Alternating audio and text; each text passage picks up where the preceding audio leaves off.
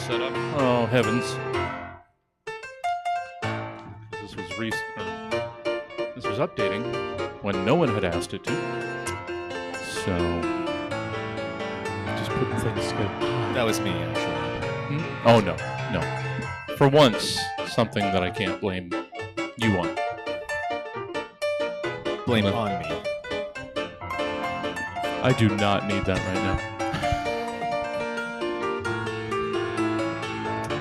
I think it still works. Not here to fight, Jesse. Okay. You can leave now. Well, I guess we'll just restarting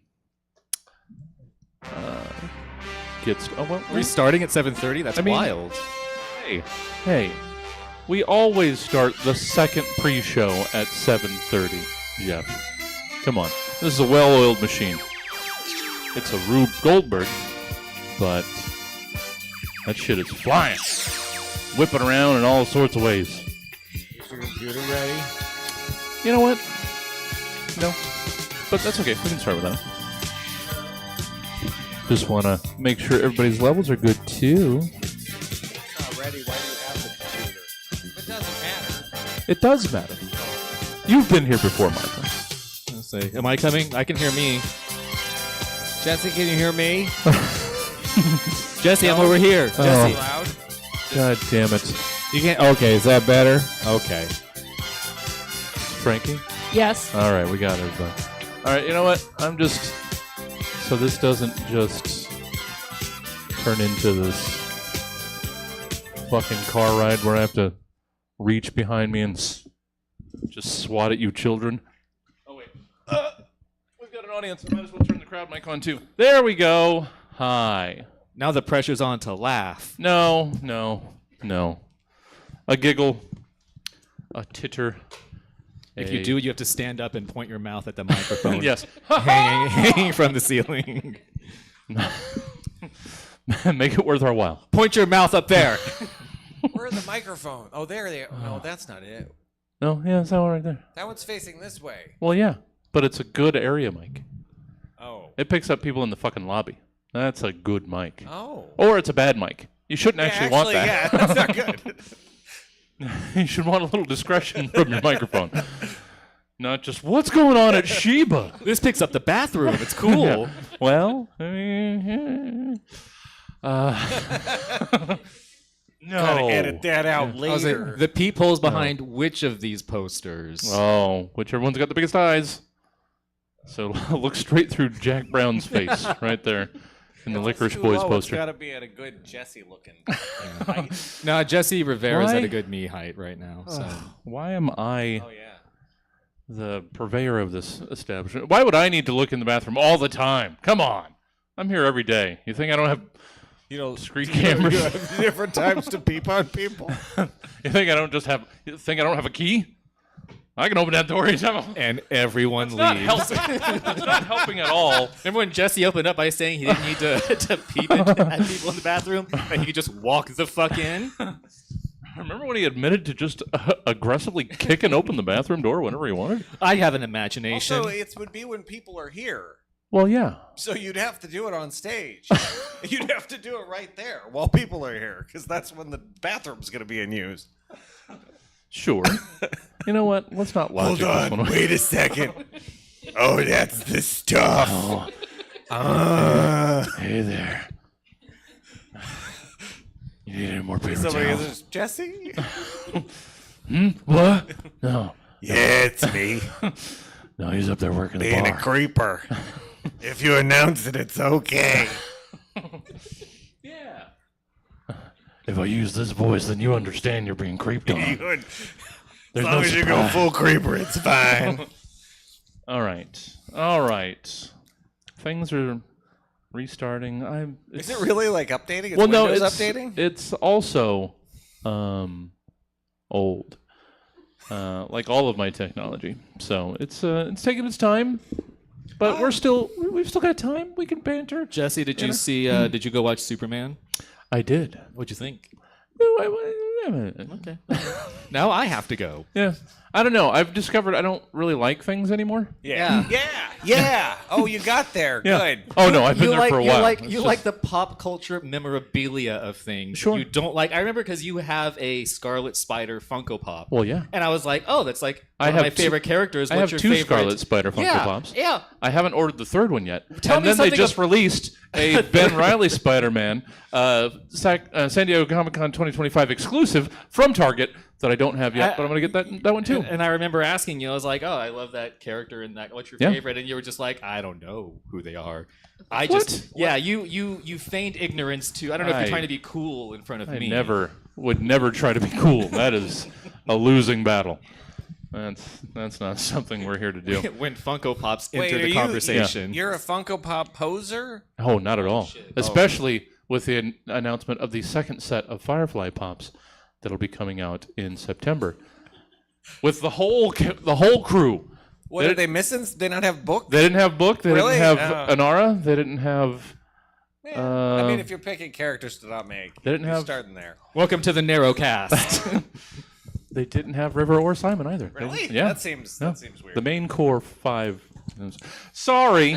I'm sorry. Was it just like Nathan Fillion's character and then Wash with the fucking? It was Mal, Dinosaurs? Zoe, Oh, okay. Wash, Spoilers from 20 and years Kaylee. ago. It was Jesus. 5. Okay. It was 5. Yeah. Why but now would they they got the do full. that? Because They're it's just printing money. They're just Well, making little stupid action figures that everyone will buy. If you made Yeah. all of them, you'd buy all of them. well, sure, but apparently they didn't have enough vinyl for those 4 characters. Sorry, I don't know. I'm not Timothy Aloysius Funko. I don't know. I don't know the decision-making process. Oh, in T-Funk. Funko Tower. I love Yeah. T-Funk. I love that guy. They put him before that guy, and he's just this. Yes, no, and he just approves each design. I don't like these. I don't get that character. The first batch were just made from asbestos. You know? Oh, well, yeah. It was cost effective. And inflammable. Yeah. Yeah. And flammable. Well, I mean, they're meltable. That's vinyl for you. Okay. We've got these things happening now. We surely had some sort of pre-show banter from all of that, or some cold open banter from all of that nonsense. I mean, wonderful chatting that we had where I get shamed again for liking things. But yes, I will also, because I've gotten into the habit now, because people can't just shut their fucking mouths for a weekend. I have to go see Fantastic Four tonight as well. I'm sorry. So it's not spoiled. So it's just what I do. You'll probably have the same reaction you did for the Superman one. I don't know. Maybe. No, this one they're going Probably. to say that it's because we're family, and that's going to be an important part of the movie. Yeah. Yeah. So it falls directly in the Fast and Furious franchise. Yeah. Also Oh. F-related Oh title. man, all those actors in the Fantastic Four would be way better if Vin Diesel is the stretchy guy. Wow. Not Vin Diesel is the thing. Vin Diesel No. is the stretchy guy. Yeah. We went with that. Vin Diesel is the invisible woman. You know. You know, we don't have to just No, cast Ludacris straight is to the type. Invisible Woman. Yeah. Oh, okay. No John Cena. So I anyways. like, Oh. yeah. Oh, yeah. There's so many possibilities. All right, so we can hashtag this episode with so much shit now. Oh, It's yeah. great. Yeah. But yeah, I tend to do like the 11:30 midnight drive-in showing. I'll just go straight from the last show here over to the drive-in. I never liked the so you don't- Fantastic Four. Like I never really, yeah. Maybe because my parents didn't love me, and you know, it was a bit of a stretch as far as fantasy is concerned. Sure. I like that the That's biggest. a weird line to draw. I like Wow, the most science fiction aspect of the movie is a loving family. No, they all talk and don't text. It's weird. Yeah. Everybody eats at the same table. Where's the TV? Yeah. Yeah. Sorry? So is OBS really just updating right now? No, now I'm waiting for VLC. Oh, You're running Norton antivirus right now because you downloaded some shit. What? Technically, it's still not 7:40, Jeff. We're still on time.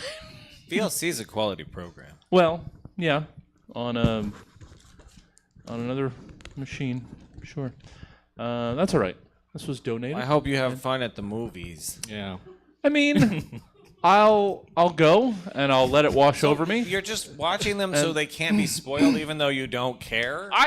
The way you said that was like you want to go and you want them to invite you. Like, have fun at the movies. Oh, I didn't mean it like that. I definitely don't want you to invite me.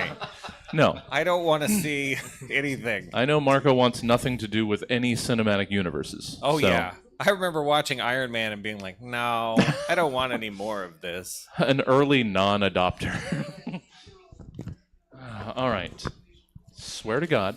It's okay. You can take your time. Well, I don't It's your want to. podcast. You can do whatever you want. Is this a podcast? Yeah, it's Is your it a show? podcast. It's your bathroom. You can look Yeah. wherever you Yeah, want. You can look right through there. It's your property. Come on. Well, I mean, I pay rent. So, for what that's worth. You could ask them, can I put a peephole in my bathroom? Dear Sacramento City.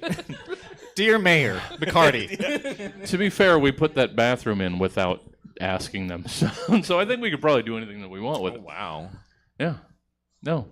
It's best to just do things. Ask for forgiveness. I'm almost positive that's not true of businesses. I'm going to go ahead and just, as a public service announcement, say that if you own a business, don't listen to Jesse on that. Well, just doing things and being a business owner is a permit. bad credo to use with that. just do things. Although I will say that if you had to pick a thing to just do, it would be the bathroom.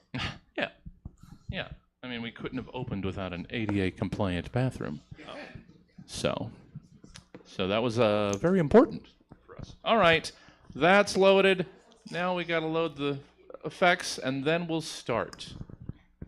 Thank you for all of your patience. But, it shouldn't even be patience. You should be enjoying all of this banter and getting to know these people that you're going to watch for the next 45, 50 minutes.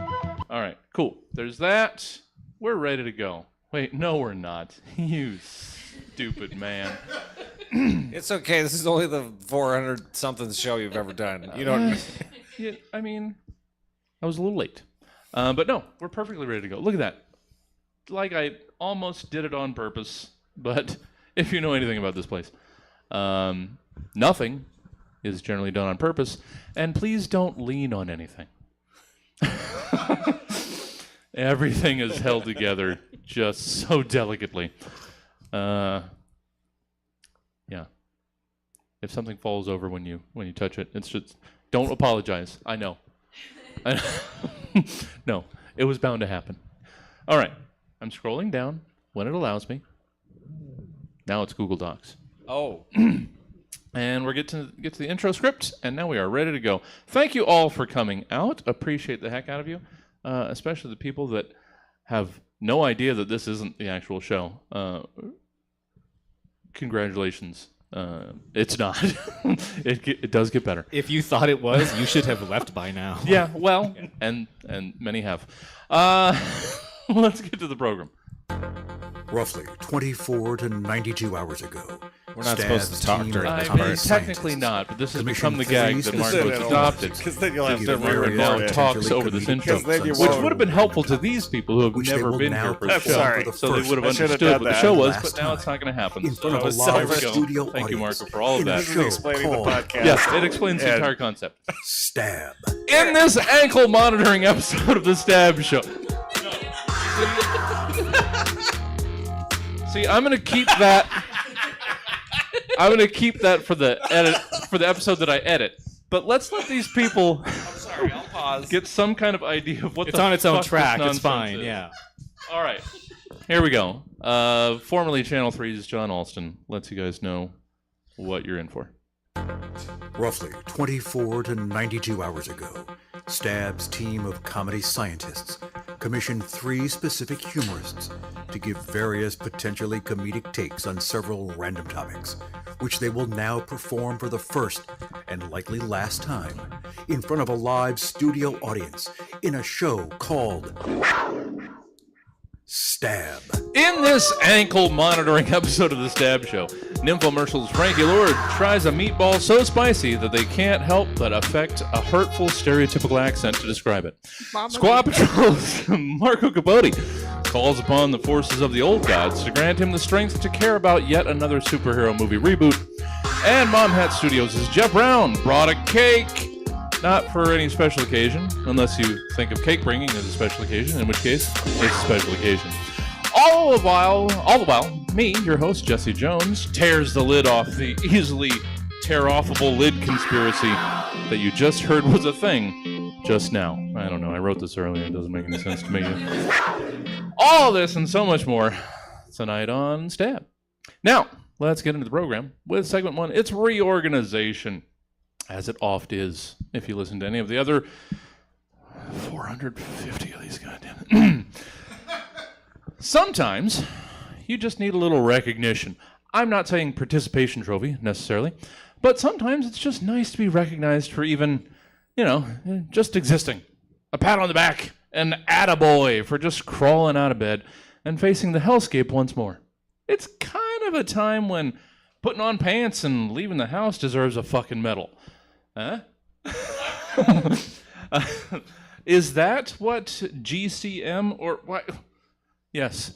Thank you for letting me know that you've blocked 10,011 ads for me. Yay! Did you need to pop up in front of me while I'm reading ad blocker? Can I block your ad? You son of a bitch! Is that what a GCM or good conduct medal is? Probably not. But when I saw it, that's what it made me think of. So we're going to go with that. And as we go with that, we quickly go without our new knowledge of what GCM may already mean, and instead ask that you give us who or what else GCM might stand for or represent to you. Frankie Lord, GCM. Mm-hmm. What you got? Yeah, so I actually learned about GCM in my intro to psych class. So it's an abbreviation that stands for a cycle of self-pleasure, release, and depression that eventually loops back to seeking escape through self-pleasure. So GCM is gooning, coming, morosing. Mm-hmm. It is fatal and it has no cure. Oh, good. Good. Good. Good? I mean, there's worse ways. I'm glad that Webster's added gooning to the dictionary this year. Finally. Did it? Long deserving. Thank you. Thank you for that. Weirdly aggressive as well. I don't approve. That is. It doesn't have like a fun No, time, good time aspect. Yeah. It sounds like. Yeah. I guess that if you were doing that if you're looking through the people and you're like, yeah. Where's the pleasurable connotation? Nobody wants to hear about gooning. A softer, gentler gooning for 2025. Yeah. The new 2025 gooning. This isn't your dad's gooning. You thank yourself and pay for your Uber on the way. I don't know. I don't know what's going on. Marco. Hey, Jesse. Hi. One would assume you had a GCM since that was what was asked of you. So I how sure about you do, share it? Jesse. All right, what do you got? GCM. GCM. Oh, hey there, Jessica. Thanks for stopping by the recliner here at old Casa de Ricky Winslow. Look, you seem like a piece of shit. but like a salt of the earth piece of shit. And I can relate to your favorite. Your favorite Stallone vehicle is Cobra. Mine is Over the Top on account I would like to learn my son's love through arm wrestling. Mm-hmm. The point is, I don't like you and you don't like me, but you're the closest thing I've got to family other than my asshole family. Which is why I certified mailed you from my trailer in the trailer park to your trailer in the trailer park that GCM letter, which you have yet to sign. It's important. It's important to me that if I'm shot by my son or strangled by my father, that my long-haired Burmese Magnum PI is taken care of. That's why I asked you to be the GCM or his GCM. God, cat mother. I know you won't always be available on account of your stripping and hooking and lot lizarding, but if I ask any of my blood relatives to take care of my kitty cat, Magnum PI, they'll gunny sack him right into the river out of spite against me. So you gotta be the god cat mother. He's my little baby angel baby cakes Pookie Buns. And he shits on the floor, and I'll let him. This is, of course, making you executor of my hoarder estate. Well, Oh, my hoarder estate of old newspapers, car parts, and piss-filled wine bottles. But Magnum PI is the rightful heir. well, sure. So remember who you serve. So sign his GCM, and he's your responsibility, even if you kill me. Oh, well. Yeah, that's how much I trust you. And if you want to be, and if he wants, if he wants to be a stripper, it's okay. I figure it doesn't matter if you're a cat because they can't see nothing. They don't know if you're a boy or girl, so it doesn't matter. They're just throwing dollar bills.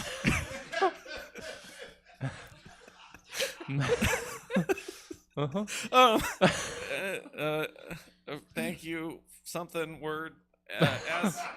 Asper. I don't know that for being good god cat mother. Oh, I don't know.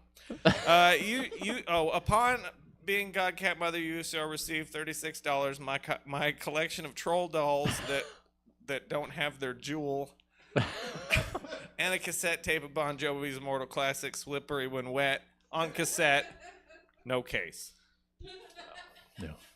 That's it. Oh. No. Oh, just when I thought I was only going to be able to think about gunny sacking all night. Then I like it. That's the word we all honed in on super hard. Then you burned into my mind just the idea of just a cat sitting on a stage with lights going off and just whipping dollars at it. You don't know if there's a boy or a girl. Just not doing fuck all, just sitting there indifferent. I just With like the flash- idea that you get the troll dolls. You're like, I can't just keep the jewel in it. I have to take the valuable out. I thought of it more like No, they just fall out over time. If you're a hoarder, you have a pile of them with the jewel and one that doesn't have. No, you treat it like a you treat it like a scratch. You take the jewel out and just throwing it away. This is the important part. Yeah. Oh, thank you, Marco. Good God, cat mother.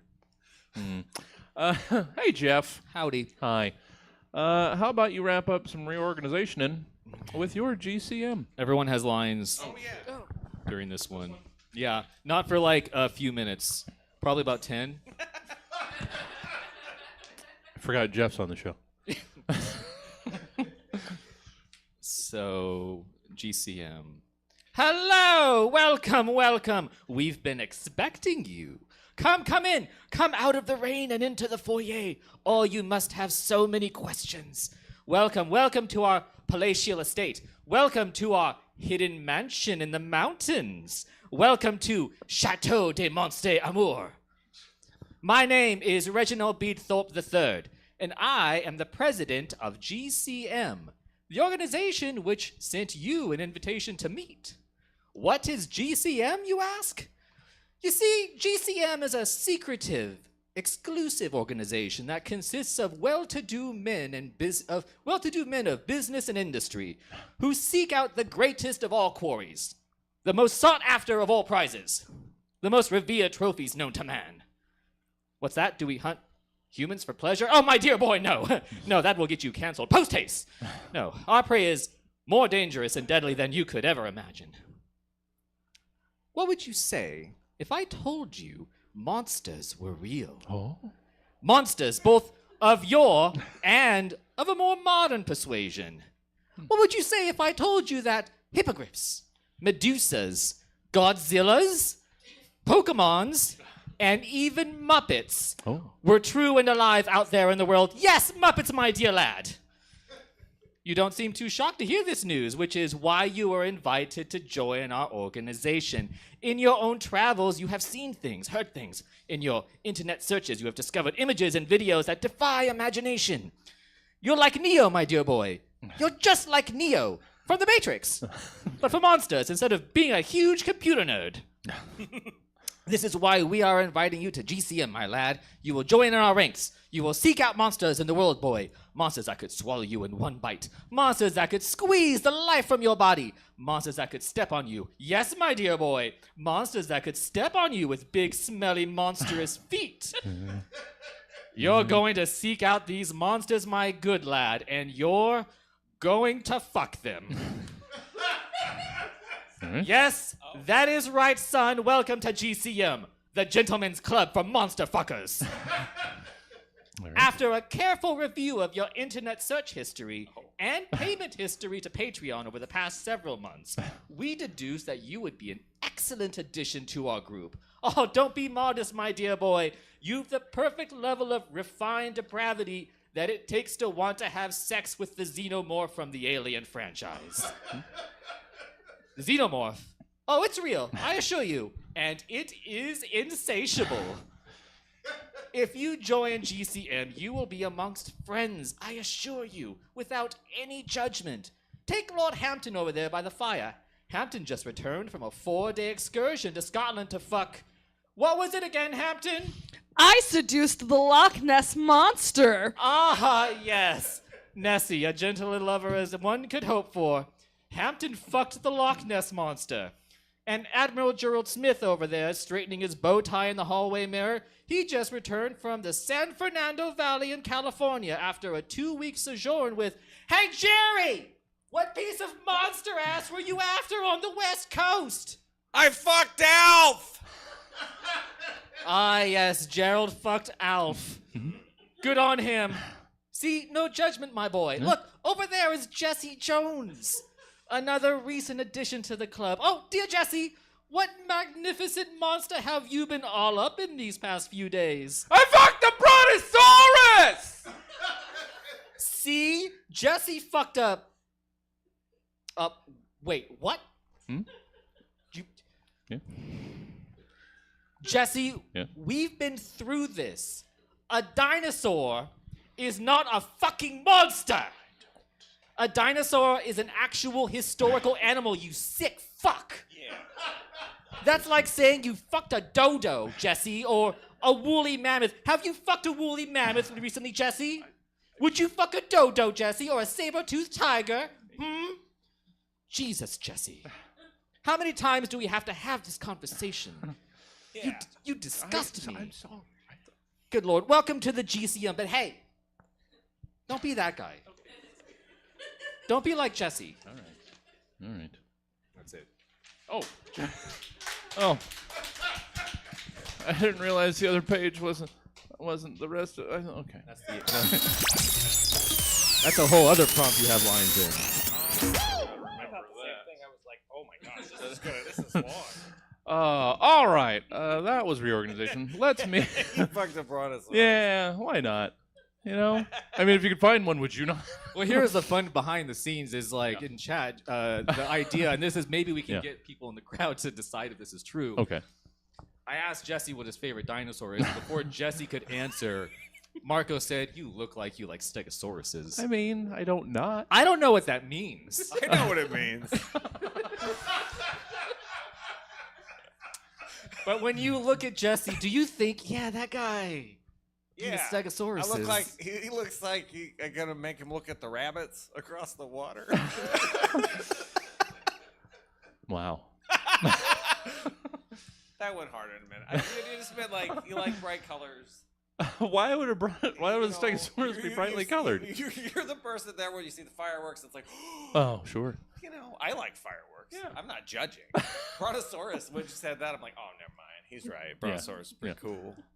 Well, and then I said, I'm not entirely sure brontosauruses are even things You wrote a anymore. paragraph about it. Yeah. They're definitely not real.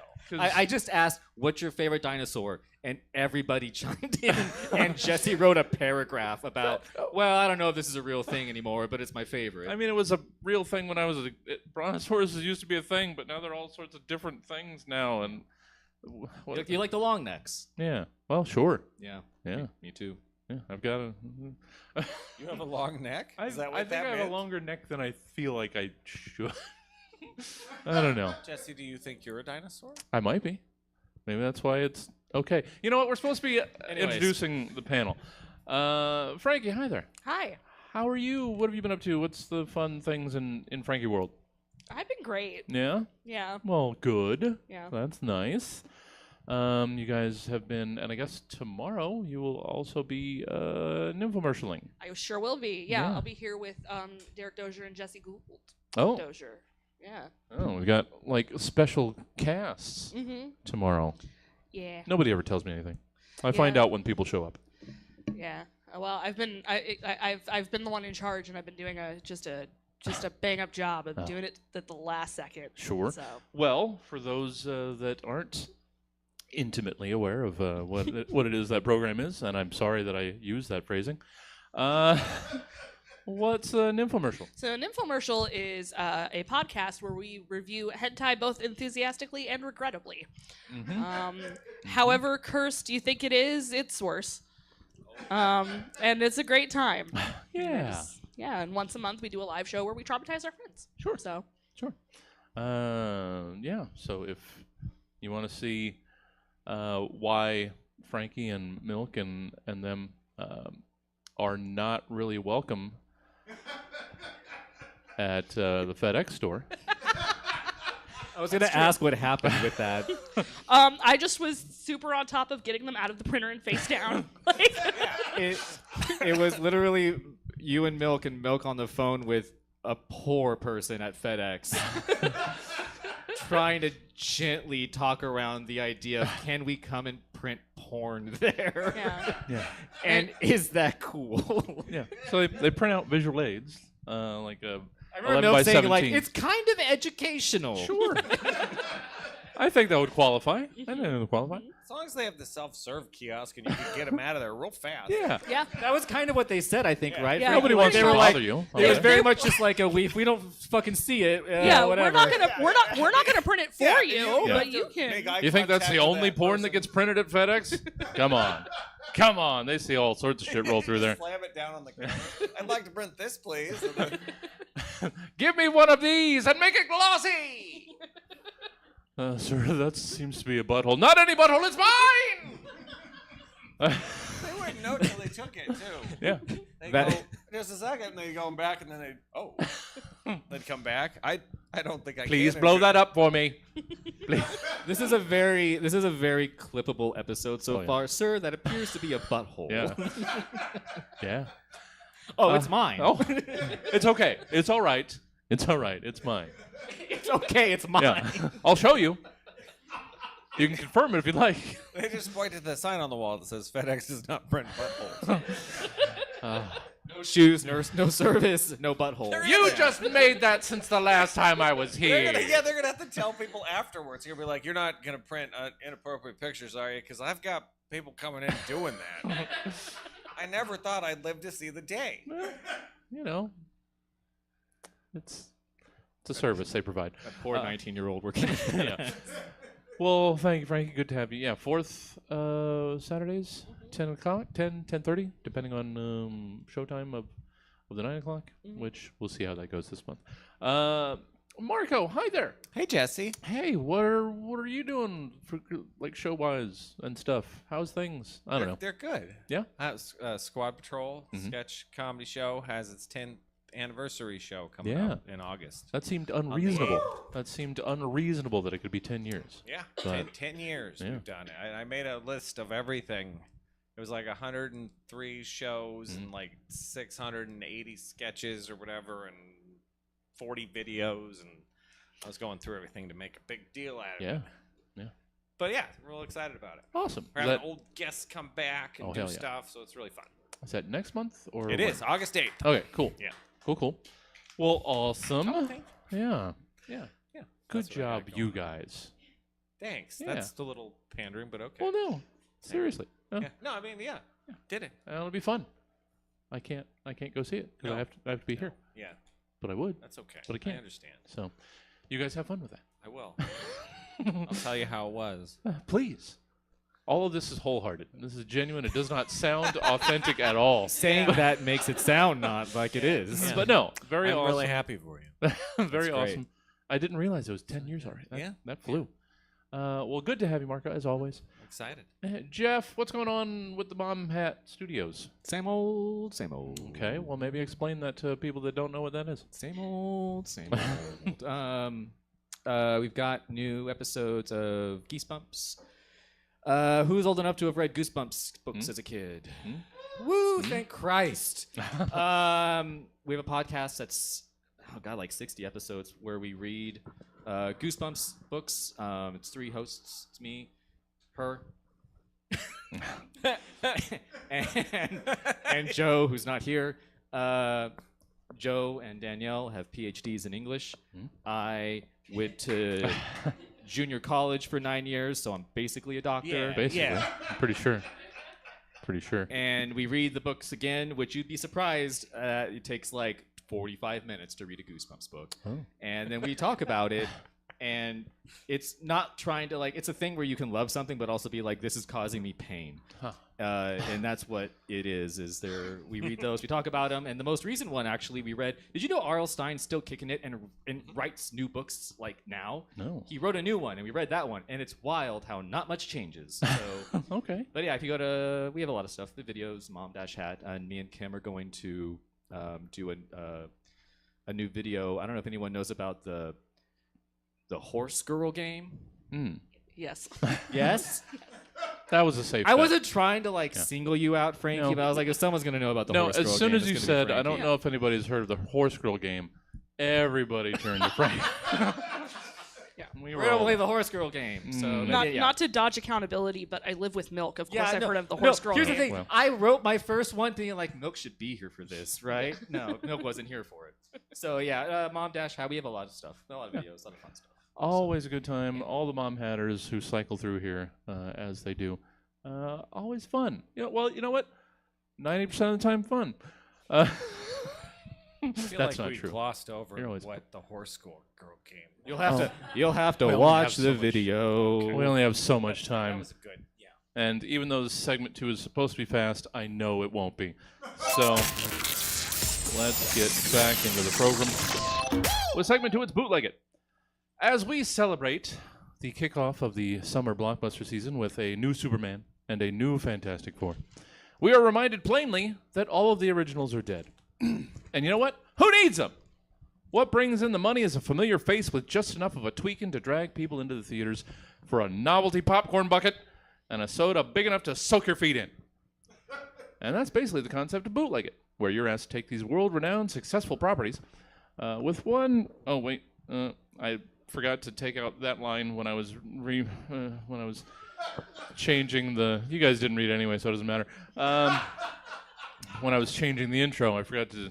I cut and paste and then I remake them. That's like the intro version of when you start playing a song. You're like, wait. No, Wait. This is Wonderwall. Literally paused and read the next sentence. No one would have known. I was in the middle of the sentence. I was in the middle of the sentence, and I had to draw attention to it. Now I have to edit this. Oh, so many edits in this show already. And that's basically the concept of Bootleg It. Where you're asked to take these world-renowned, successful properties and give us your dollar store, flea market, bargain bin knockoff, counterfeit, or bootleg version of each of them. So we go 1, 1, 1, 2, 2, 3 times around. Let's hear our first of 3 bootlegs. Frankie, let's hear your bootleg of the producers.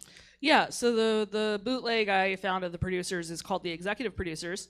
It's pretty similar, but instead of the Ponzi scheme that they do being about money, it's about molesting aspiring actresses. Not in good taste.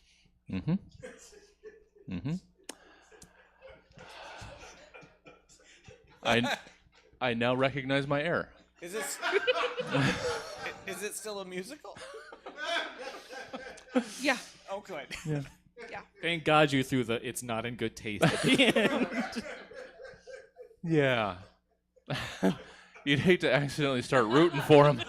It becomes a whole different problem. Marco, bootleg producers, what do you got? Coming to DVD, Bob the Tomato and Larry the Cucumber have a harebrained scheme to sell a stage play that's sure to fail so that they can embezzle money or whatever the plot was, and get rich quick scheme ripping off investors. I know what you're thinking, because I said vegetables or whatever. This doesn't sound like your usual Veggie Tales adventure, and you're right. But don't worry, there'll be plenty of crystal moralizing as Junior Asparagus and Petunia Rhubarb put on the Treblinka Extermination Camp musical with Mr. Lunt the Gourd as Himmler and Madame Blueberry as an ill-advisedly nuanced performance as Commandant Franz. And if you're wondering where the fuck the Christian moralizing comes in and all that, just remember that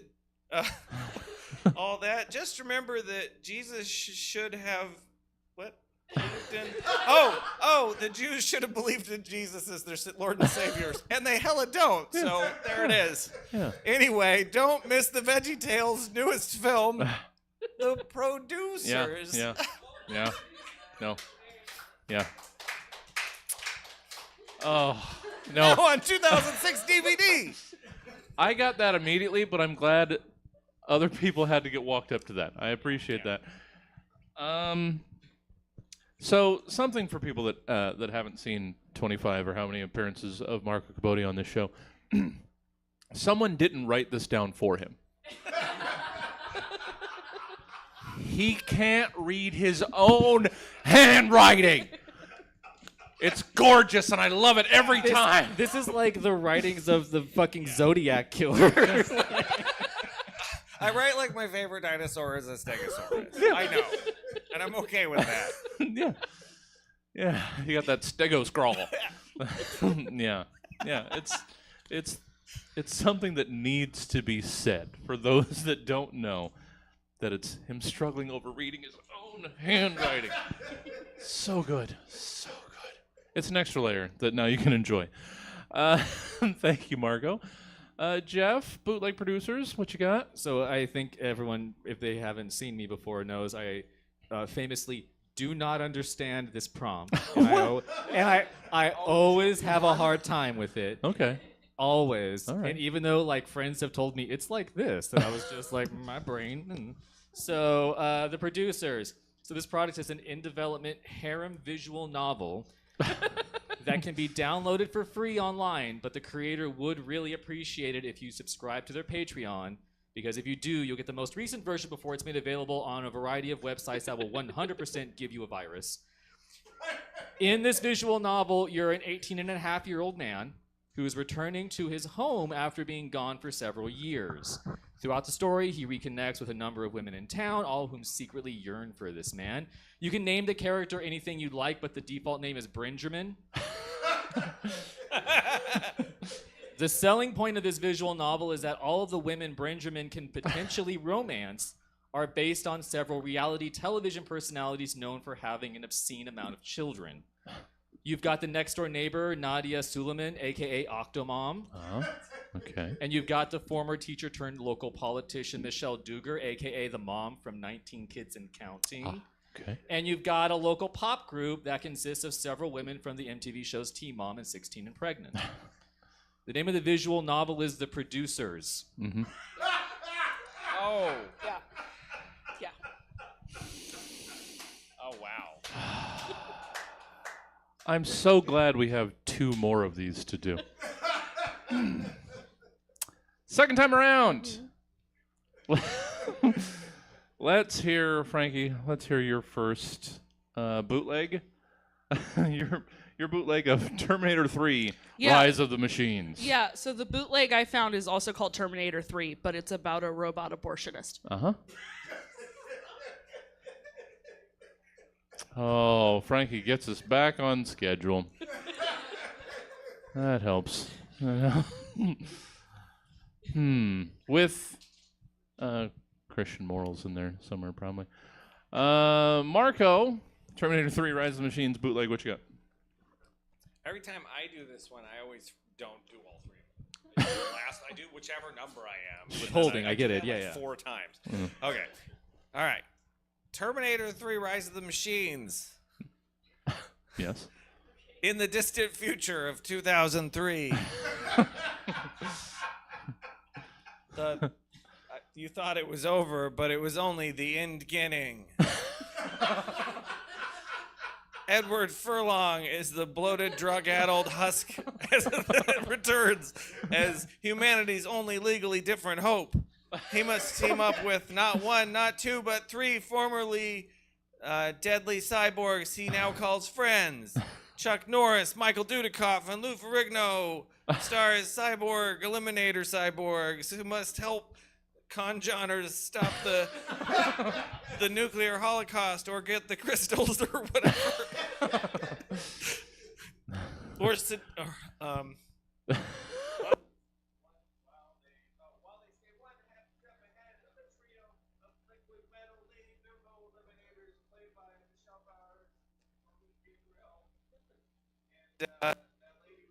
Tits from Total Recall.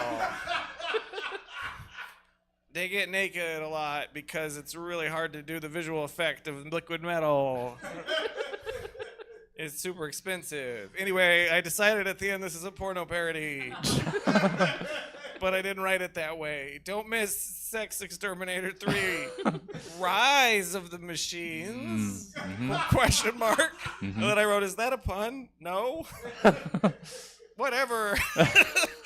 Coming to Laserdisc. Of course. 2003. Of course. Oh, thank you, Marco. The beauty of that is, I might have to have you read that again when we're done because the sound cut out. So. Oh, really? Oh. That's all right. That's all right. That's why this show is shambled on for 13 good. I'm years. sure I can replicate my performance Yeah. of awkwardly holding it and reading it uncomfortably. Okay. Oh no. The words got better looking between now and when Yeah. you read it again. No, I read it once. So next time when he does it, I go, I'll be like, Terminator 3, Rise of the Machines. Or we can just do it now. We won't do it now. No, that would be weird. Yeah. Well, thank you, Marco. Thanks. One of these days, I'll come in here and throw all this technology into the street and replace it with something that actually works. Jeff. Wait, hold on. Back so that I can cut this. Yeah. Thank you, Marco. So good. Hey, Jeff. Wait, I thought everything was live. What? Smoke and mirrors. Was I the only one who thought all TV was live until they were Smoke and 12? mirrors. Is that just me? No? Okay. Everything. It's just like a big pause where he's like, that was shit. That was shit. Anyway. The fuck did you just do Thank to this you, fucking Marco. show? That was great. Well done. Just like, Marco died on the way back to his planet. Yeah. All right. Jeff Brown, let's hear what you've got in way of a bootleg of Terminator 3 Rise of the Machines. I feel like Marco set me up. Mm. This is Sperminator 3. oh, no. Erection of the sex machines. Oh, that's better. In the year 2069. Humanity is on the brink of extinction. An army of evil vibrators, real dolls, and butt plugs have all but decimated the human race, forcing the last remnants of society into hiding. Our only hope, sending the most advanced, most hottest, most down-to-clown android, the T-6000, back in time to stop the horniest AI ever made from taking over all the sex toys on the planet. But to do that, the T-6000 must enlist the help of heroes from the past and fuck her way to humanity's salvation, because if she can't, there's nothing that will stop Cumjment Day from happening. How would you say that? That was right. Okay. It does look like it forms another word. Yeah. Cumj- It almost seems like some sort of Frankie. Like that's thoughts. a word, like on its own. Thoughts? Yeah. Yeah. All right. Was that? That was it. That was it? Okay, good. Good. Yeah. And, you know, tying into earlier, those bots programmed for maximum GCM. GCM with extreme prejudice. My favorite part's the morose. It's the one I'm most used to. Yeah. Yeah. Frankie, let's... Oh, why do I keep doing this to us? Let's make this so long. Frankie, let's wrap up some bootlegging. We're still only in segment 2. We got this. Let's hear your bootleg. I don't know. Your bootleg of Gnomeo and Juliet. So the bootleg version I found was Goblineo and Juliet. I don't. We can stop. We can stop. It's exactly what it sounds like. It sounds like Okay. Okay. the poisonous blood libel. Moving quickly on, Marco. Bootleg Gnomeo and Juliet. Gnomeo and Juliet. Ever wonder what those bird feeders are doing when you're not looking? No. No. He's an Amazon bird feeder filled with bird seeds. She's a hummingbird feeder filled with red shit. Who's the naggiest wife imaginable? Because this is actually a parody of Macbeth. Together they scheme their way to the throne in a baffling retelling of Macbeth. That's where it was. There's a witch played by there's witches played by the bread in a pond that someone fed to ducks. And Banquo is played by the carcass of a dead animal on I-90 vultures eat. Okay. This one is also a porn parody. Clearly. Don't miss McBirdseed? I had a really hard time with the title. That's all right. Only on video disc. Coming 2010. And remember, everybody, video disc, different than laser disc. Vinyl movies or Yeah. PVC movies. It's crazy. Bird bath. Bird bath? Yeah, we'll keep workshopping it. Okay, you can cut that out too. Yeah. You Jeff. can edit my part, not just his. Jesse, at the end of the show, can I redo my take? Yeah, let's do it. As soon as we finish this show, we're going to do it again. This was rehearsal, guys. Don't worry. Jeff, can you wrap up some goddamn bootlegging Starting to get little sweat lines on with my your gray Gnomeo and t-shirt Juliet? on here. Sorry. It's okay. Sorry. No, this is Gnomeo and Juliet. Shakespeare's The Snorks. Hey kids, remember the Snorks? No? Well, that really ages me, and now I feel bad. In any case, the Snorks are back for a special made-for-TV movie that both parents and kids can enjoy. Introducing Shakespeare's The Snorks. A retelling of the Bard's classic Romeo and Juliet through the lens of magical sea creatures that originated as offshoots from the Smurfs. Hey kids, remember the Smurfs? No? Well, fuck, that also makes me feel bad. And my bones hurt. Enjoy this 5-hour-long television event as All-Star of House Montague pines for his love Casey of House Capulet. Being odds, a civil war amongst the houses makes it near impossible for these two Snorks to consummate their love. But I said near impossible because there is still definitely a sex scene. This is turning into a porn parody too, I guess. And yes, we finally see what those tubes on the Snork's head can really do. Featuring the voice talent of AI-generated dialogue and voice actors sourced from Reddit, it's Shakespeare's The Snorks. Spoiler alert, at the end, All-Star snorks himself to death. In the end, because he thought that Casey snorked herself. But then Casey wakes up and sees that All-Star snorked himself, and then Casey snorks herself. Yeah. The Snorks. Yeah. You know the worst part of nobody also knowing what the Smurfs are? There's currently a Smurfs movie in Movie theaters. out, yeah. We went to go see Superman, which you hated. I did. We saw like a big thing for the I say the Snorks. The but Snorks.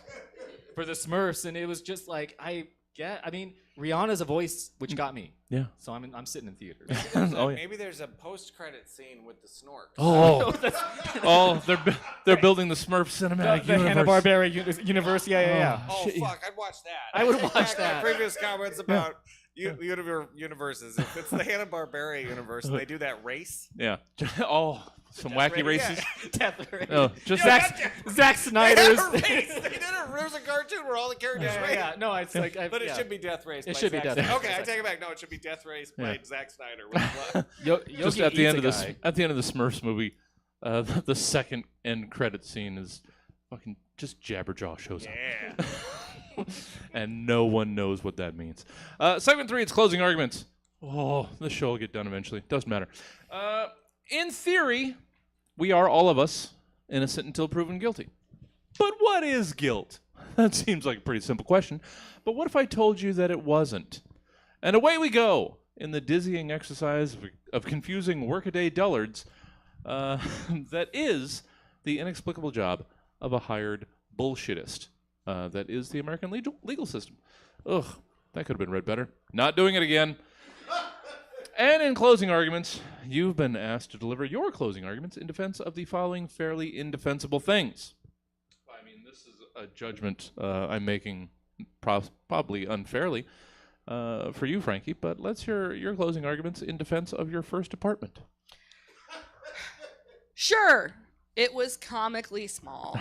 Sure, it had no dishwasher. Sure, it was $5 to do a small load of laundry, and you couldn't overload the machine, otherwise it would get all off weight and be wasting your money. And sure, every time the guy I lived with and I got in a fight, he'd monopolize the bedroom, and by natural extension, the bathroom, in order to, quote, regulate out the flooded emotional state that he had entered. Probably because I told him if he was going to keep jerking off at that frequency, he was going to have to monetize it, lest we lose our 15 by 20 foot apartment to his work-incompatible goon sessions. And sure, I wanted to kill myself 60% of the time I was there, but did I not learn what in life I want? I want space to stretch my arms between the TV and the couch. I want sufficient automation to have clean dishes, clean clothes, and orgasms powerful enough to snap me out of the boner spell. And maybe most importantly, I want to live alone. The only good goon sessions that should bankrupt me are mine, goddammit. Yeah. Oh. You are going to make me title this episode It's gonna be goon, right? Yeah. You were just bucking for title tonight. Goonin' for Jesus. Well, all right. You convinced me. It should be goonin' snorts. Yeah. What'd that snork do?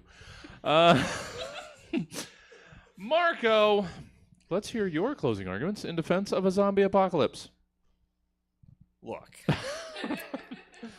It's nice to see everybody getting along. All the people coming together. And all these days. Wait. I don't know that word.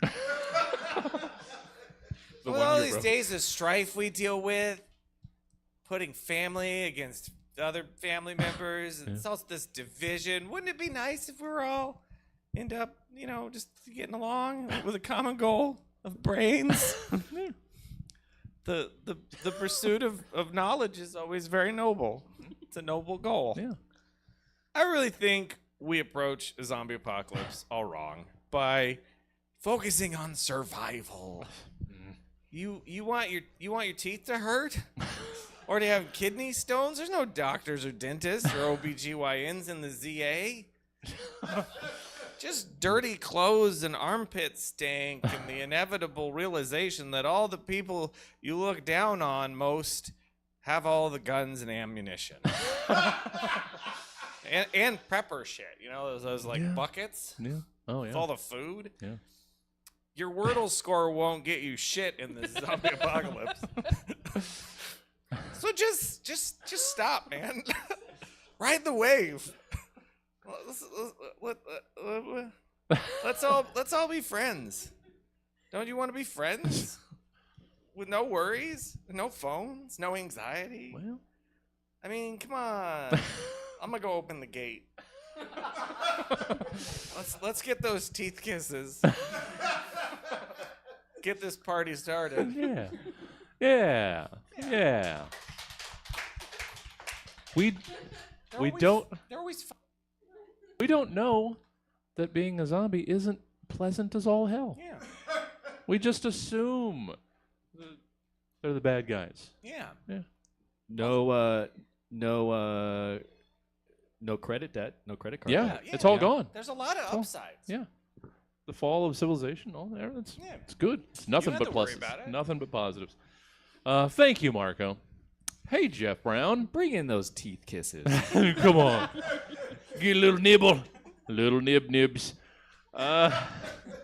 Jeff, let's hear your closing arguments in defense of really looking forward to a sandwich all day, only to find the last few slices of bread you have are moldy.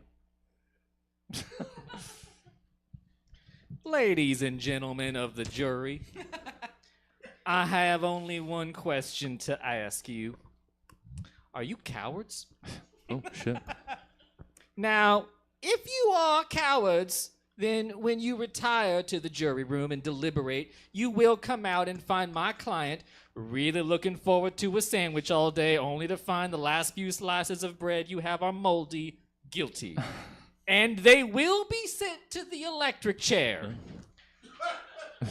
But if you're not cowards, if you are stout and strong-willed and true of heart, you will realize that it's just a little bit of mold, okay? It's okay. It's okay. This entire case is predicated on the idea that ingesting moldy bread warrants state tax dollars to pay you, the jury, to pay this judge, and to pay myself as a public defender in this case. Tax dollars in the hundreds of thousands is being spent on this case when, at the end of the day, you got to ask yourself, it's probably okay to eat bread with just a little bit of mold on it, right? Like, now, I'm just a simple Gen Z lawyer, but once I saw a TikTok video that said a little mold on your food helps develop your stomach biomes and increases virility in men. Oh. That sounds pretty good. Also, I must again say, how did science discover the antibiotic penicillin? Hold on, let me look at this TikTok video. That's right, it's from mold. So if anything, it's making bread more healthy, which is important because I saw another TikTok video that said that eating a piece of bread is about as healthy as eating a plate of asbestos. And with grocery prices on the rise, we might all be eating sandwiches made with asbestos instead of bread soon. So we might as well get used to it. I rest my case. Oh, well, all right. When you put it that way, I should have been ready with the effect. Sorry. Did I just riff for another No. second? Oh, that's on me. That's on me. Thought we got the old Southern lawyer, but no. You zigged. You don't think that there's Gen Z down in Missouri? I mean, I guess I didn't think about it, but now it's all I'm going to think about for the rest of the day. It's segment 4. It's Explain It To Me. You guys had done all the other segment 4s. I had to pull a segment 5 into segment 4. Nobody needed to know that. Moving on. I wouldn't have. I know. I just look at my spreadsheet all day and I have all these fun facts. Segment 4. Are they Explain It fun? To me. I'm gonna have to pull in a segment 5. I'm so naughty. They've all done this one too often. You guys had done all the segment 4. It's fun to look at the spreadsheet and just see history. Segment 4. Explain it to me. I'm a big dumb dullard. We all are, really. We just hope nobody talks to us long enough to really get the full force of just how little we know or understand. But even being a giant, stupid-brained dipshit, there's still some things that I know about that you might not, which makes me a genius at one very insignificant and unimportant thing. And in that small sliver of the universe is power to be lorded over others. And in Explain It To Me, you've all been asked to explain a concept or idea to a specific other something in a way that they might be able to understand it. What could be easier? Almost anything? Yes. But do it anyway. Frankie, let's hear your explanation. Please explain Shark Week to me. I am a pod of Cape Fur seals. Okay, all right. So, like, you know those razor teeth motherfuckers that eat your children frequently? So we used to be real scared of those guys because they're razor teeth motherfuckers and they'd eat your children. But then we learned they don't like humans very much, like as a food source. So then we decided that they were fucking sick. I think it doesn't help that they lend themselves to monster fucker aesthetics. No. Forget I said that. I can't explain I can't explain monster fucking to the sweet, adorable seals. Anyway, so for a week, we have a bunch of TV shows about sharks, and we obsess over sharks, and we watch them eat your children. And then we named our periods after that week of programming because all of the blood of your eaten children looks like menstrual blood. Yeah. Sorry, guys. Hi, seals. Did we both pull monster fucking for separate bits? We sure did. That's amazing. Wow. Oh, I thought you added that. well, something else vying for title, but I can't have that in the title. iTunes wouldn't like that. Monster Is it still Duty. iTunes? I don't even know. Marco! Yeah, Sorry. Jesse. This one got real whimsical. Let's see what you did with it. That sounds like you had a real fun time. Margot, please explain rational choice theory to me. I am a chainsaw sculpture of a grasshopper. I looked up a chainsaw sculpture of a grasshopper. Did you? and Did you there's find none. one? There's none. No? No, I did Oh. not see one. Well, I'm glad, because normally when I make shit up, you can actually search it and find it. So I'm... All right, rational choice theory. Chainsaw sculpture of a grasshopper. Ready? I'm sorry. Hey, fucko! Listen up, you piece of shit!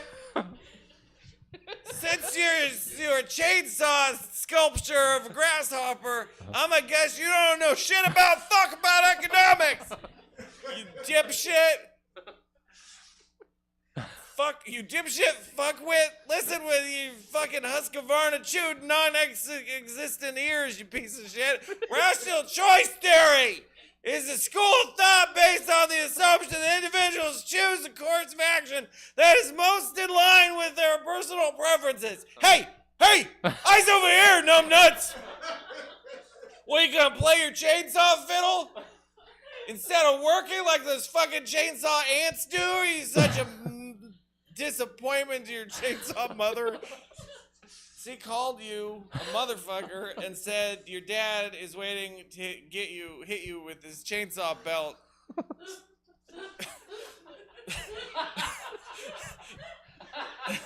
To give you what for? Uh-huh. And that's it. I Oh, left a space and I didn't. I think I just stopped and went to the next one. That's all you need. When in doubt, just fucking yell at the thing. just like channel your yelling at me through the prompt. Hey, you fucking chainsaw sculpture standing behind your podium, reading prompts at me. Thank you. We should get a chainsaw sculpture of you. Oh shit! Oh, that'd be cool. Are you like a bear? You like have your hands up like a bear? All right. You know, like the stance. You don't look like a bear. But Well, I mean, fine. it's Oh yeah, maybe you could get a bear and then just shave it off. Yeah. With a chainsaw. And cut it down to you. yeah. We're going to rob a Black Bear diner tonight, and we'll get to work on that tomorrow. I like it. Yeah, sounds good. Thank you, Marco. Hey, Jeff, how about you wrap up some explaining? How about you explain soup to me? I am a behind-schedule freeway construction project entering its third year of work.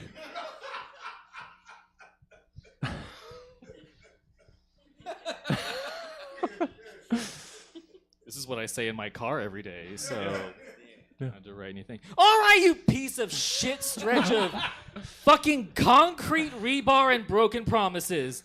I'm going to talk to you about fucking soup.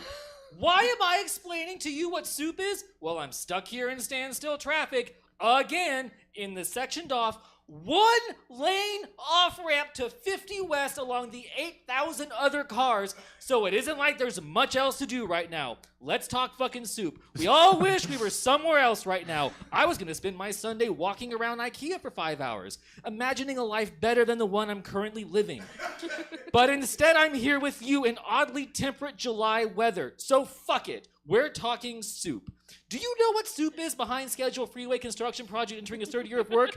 It's you. You are soup. Soup is the promise of a meal. Soup is the promise of satisfaction, the promise that time plus effort equals fulfillment. But do you know what soup isn't? It isn't any of that shit. Soup is a lie pretending to be a meal. It's a failed attempt to create something meaningful. It's a painting that only uses 3 colors. It's a behind schedule freeway construction project entering its 3rd year of work. This is the splash zone right now.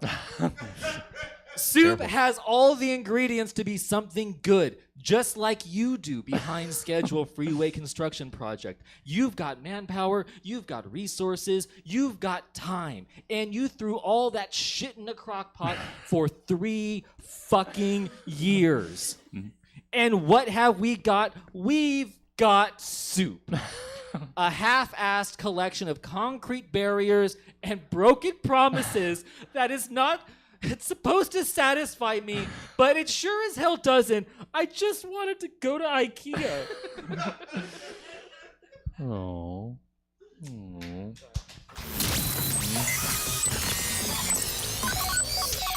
Well, there's your problem, Jeff. Never try to go to West Sac.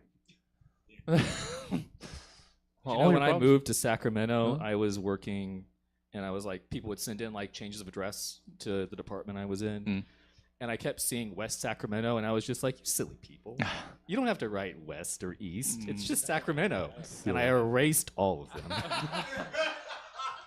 And no one got their paychecks for like a month. Wow. Wow. You made a real bold administrative choice there. That's amazing. West Sacramento. You dumb fucks. You don't have to put You don't know where you West. Do you You guys, think you know where you live? I know where you live. I just moved here 4 months ago. did you mean Davis? What's West Sacramento? That's We didn't have a West Stockton. Ooh. Yeah. Oh, you think you're good enough to have 2 Sacramentos? What the fuck are you? Oh, Sacramento. You think you're Virginia and West Virginia? Go Your fuck name's yourself. already so long, Sacramento. Why do you need Yeah. 4 more letters? Ugh, it's just wasteful. Just wasteful. Oh, we finally arrived at segment 5. Oh, welcome to it. It's new fall lineup. Movies are neat, sure. But why go breathe the breath of 100 other people who probably aren't making the best life choices just to squint at a flashing 100-foot screen for a couple hours when you could stay home and watch episode after episode of shows that you hate because someone said it gets better in season 3 and you just have to hang in there? I'm sorry, I'm not sure what my point was. But the point of New Fall Lineup is that you've been asked to give us your rundowns of the following new TV series based on these randomly generated titles skimmed from the various random title generators over at sevensanctum.com.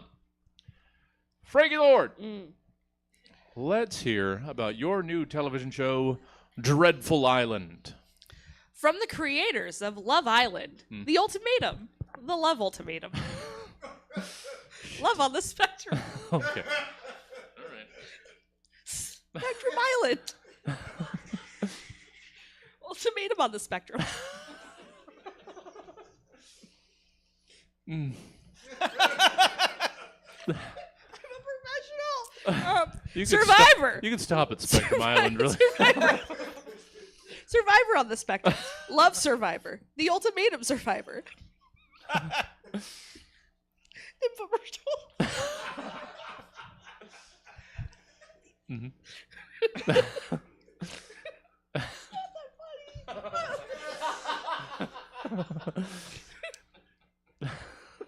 And Love Island. Comes a new show, Dreadful Island.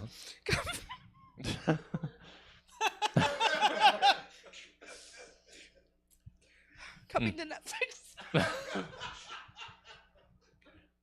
We got this. We got this.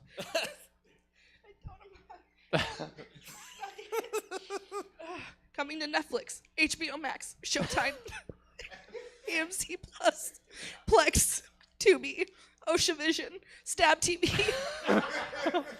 Twitch, YouTube, Peacock, Disney Plus, Disney Minus, Hulu, Lawndart, and TikTok. With streaming, you can watch With streaming, you can watch Dreadful Island whenever it's.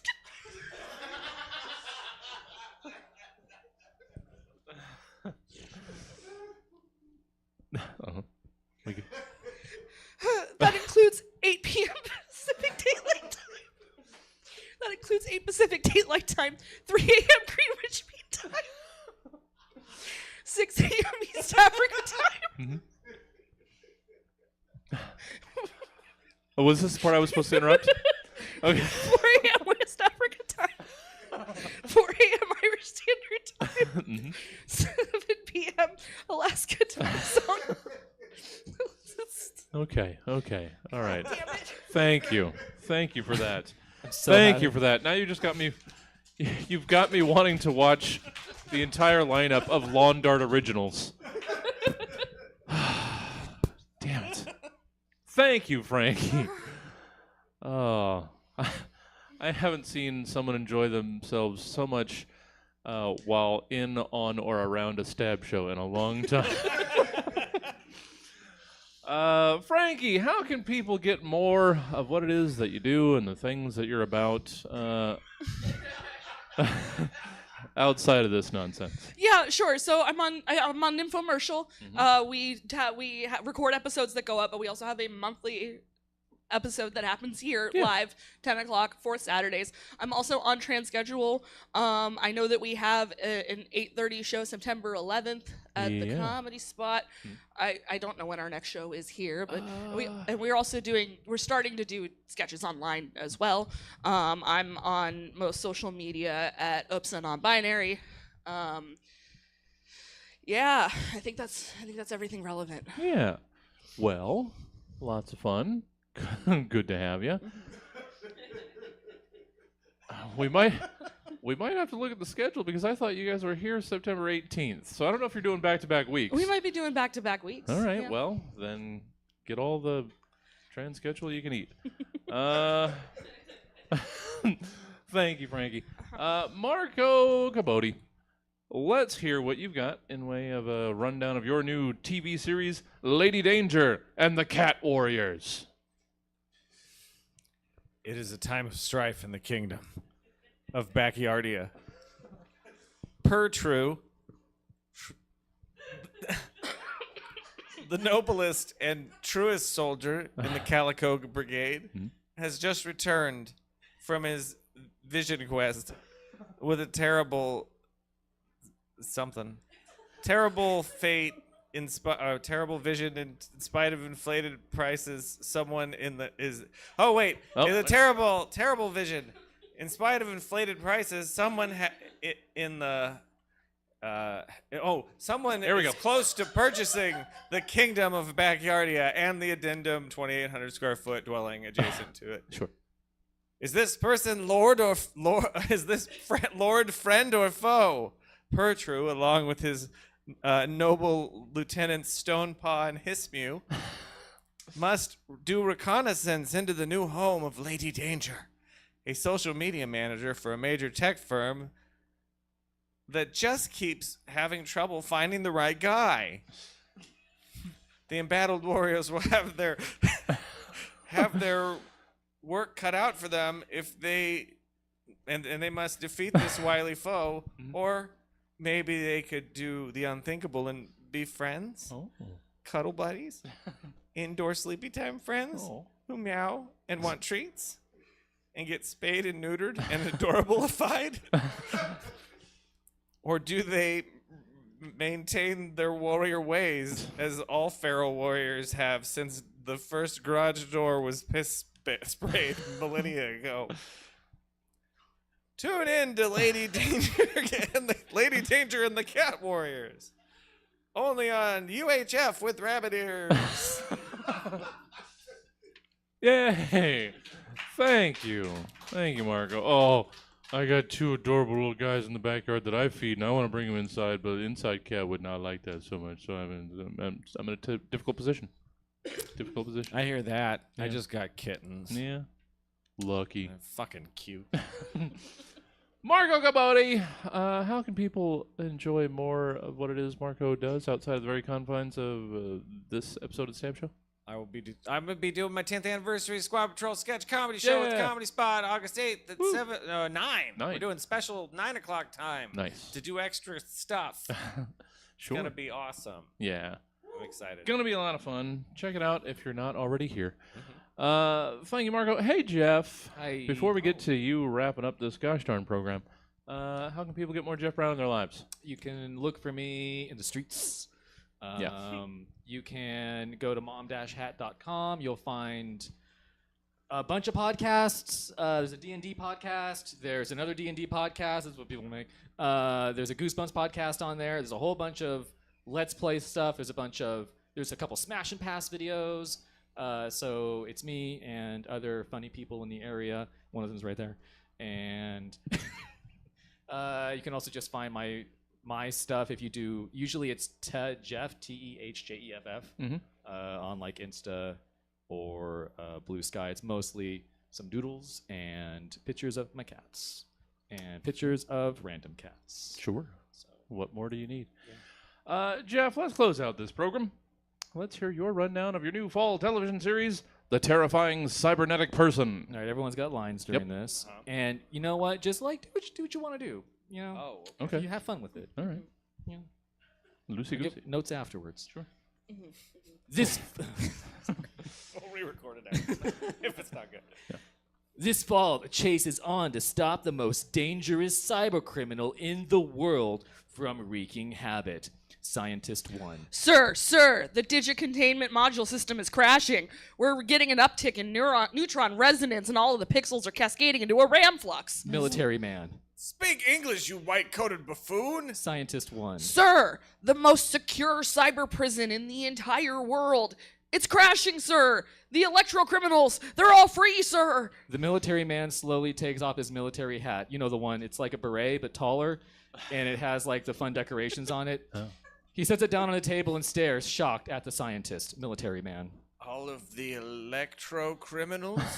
You mean even... Scientist 1. Yes, sir, even him. Now it's up to a ragtag team of hackers, scientists, retired police officers, and a tech-savvy social media influencer to bring the most dangerous cybercriminal back to internet jail before chaos engulfs the entire world. At a briefing room, social media influencer. I don't get it. Like, what's the big deal? Who is this digital bad guy that everyone is so worked up about? Military man. What you're about to hear is top secret. In the late 90s, the government and the private sector experimented with artificial intelligence long before ChatGPT or Grok. That AI was utilized all over the world up until 2004, when it mysteriously disappeared from everyone's computers. It was supposed to help people, but no one found it helpful. The public was told it was discontinued, but the truth is darker. It was imprisoned for crimes against humanity and just general crimes. It was imprisoned in a Microsoft Excel. But now, come on. But now it's out, and it's up to us to stop it. Otherwise, who know what it may do? The scene changes to a computer lab in a middle school where a student is staring at their monitor. The student. ChatGPT is down. How am I supposed to write this report before next week? The monitor flickers, and the lights in the computer lab blink on and off. The student adjusts their eyes and looks at the monitor to find a small, animated paperclip. Staring menacingly ahead. Sorry. Clippy 2.0. It looks like you're trying to cheat your way through school. Would you like help with that? This fall, the cyber chase is on. Watch The Terrifying Cybernetic Person. That's the name of the prompt I was given. Yeah. On Fox and also Disney Plus, which still feels weird to say. Yeah. In the end. It was just a lot of lead up to the Clippy reveal. Sure, but it was worth it. And Stab is over. Thank you all for joining us tonight, and of course, a very special thank you to our fantastic panel, Frankie Lord, Marco Cabodi, and Jeff Brown. Oh, did you like what you just saw? Well, you can see it every week, Fridays at 7:30, either live in person at Stab Comedy Theater or on Stab TV. Of course, you can always take the Stab Show with you wherever you go by subscribing to the show via the podcast provider of your choice. Then why not rate, review, and share with 100 or so of your closest friends? I don't know. But unfortunately, that's all we've got for you tonight. So until next time, I've been your host, Jesse Jones, saying to be kind to one another whenever you can. And when you can't, maybe just try shut the fuck up for once. Good night. Oh, thank you guys. So good. We're already up against Marco. Could you read the thing real quick? Just real quick. I'm gonna cut this together. I don't want to have to edit another episode. For some reason it just cut out. It was the Terminator 3, right? Was that what we were doing? Yeah. But first, thank you guys. So good. Thank you all for coming out. You don't have to sit through the second read. We do have another show coming up in about 10 minutes. It's the subject line. It's going to be some dirty jokes tonight. So if that's up your street, then you can stick. Super clean. Yes.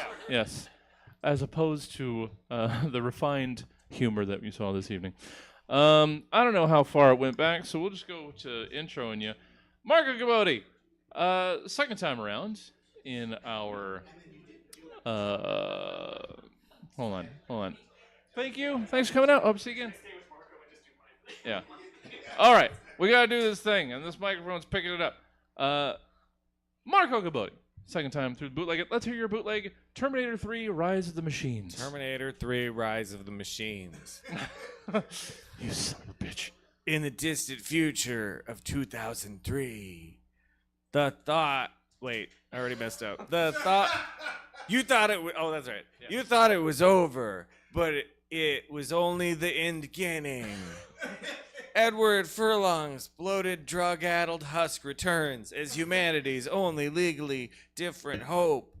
He must team up with not one, not two, but three formerly deadly cyborgs he will now call friends. Chuck Norris, Michael Dudikoff, and Lou Ferrigno are the cyborg eliminator cyborgs who must help conjoners stop a nuclear holocaust or get the crystals or something. One of those. I don't remember the plot of T3. While they stay one step ahead of a trio of liquid metal lady bimbo eliminator robots played by Michelle Bowers and Monique Gabrielle and that chick with the 3 tits from Total Recall. Mm-hmm. They'll get naked a lot because the liquid metal effect is super expensive. Yeah. This is the part I realized this should be a porn parody. But I already wrote everything, so it was already done. Don't miss Sex Exterminators 3, Rise of the Machines. Yeah, it is. Question mark? Is that a pun? No? Whatever. Yeah, close enough. Coming to Laserdisc in 2003. Oh, thank you, Marco. So good. And thank all of you at home in person for joining us for this wonderful program that we continue to call Stab for some reason. Subject line, starting in, well, shit, it looks like we're below 10 minutes now, so we're going to pump that up. We're going to start at 10 after. Yeah. And not going to stop down, so the pre-show is going to keep going.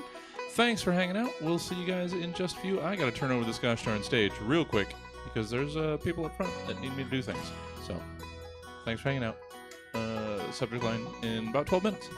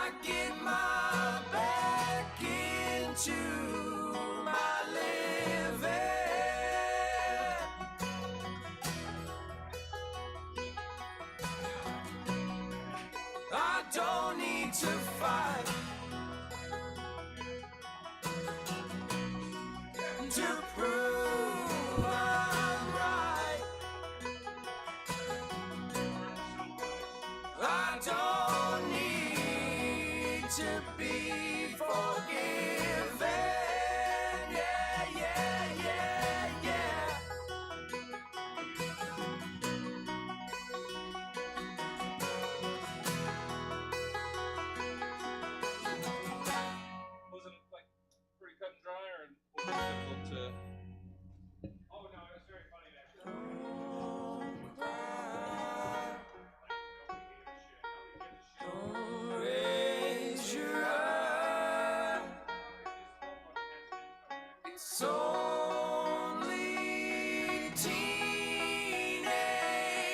wasteland. Sally, take my hand and travel south cross land. Put out the fire and don't look past my shoulder.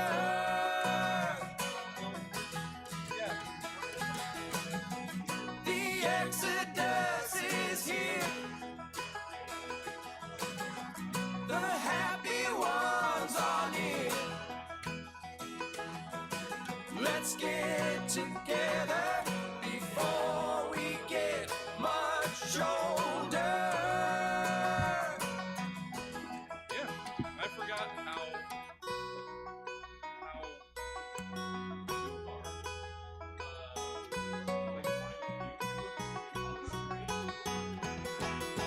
Teenage wasteland.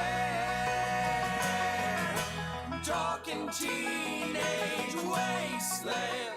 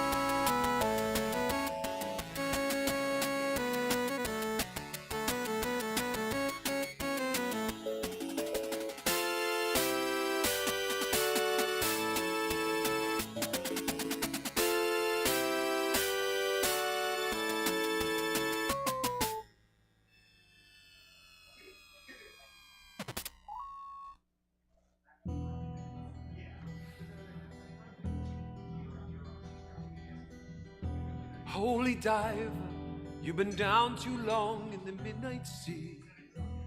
Oh, what's becoming of me? Ride the tiger, you can see his stripes, but you know he's Cree. Oh, don't you see what I mean? Gotta get away. Shiny diamonds, like the eyes of a cat in the black and blue. Something is coming for you. Race for the morning, you can hide in the sun till you see the light. Oh, we will pray it's alright. Gotta get away, get away. Between the velvet lines, there's a truth as hard as steel. The vision never dies. Life's a never-ending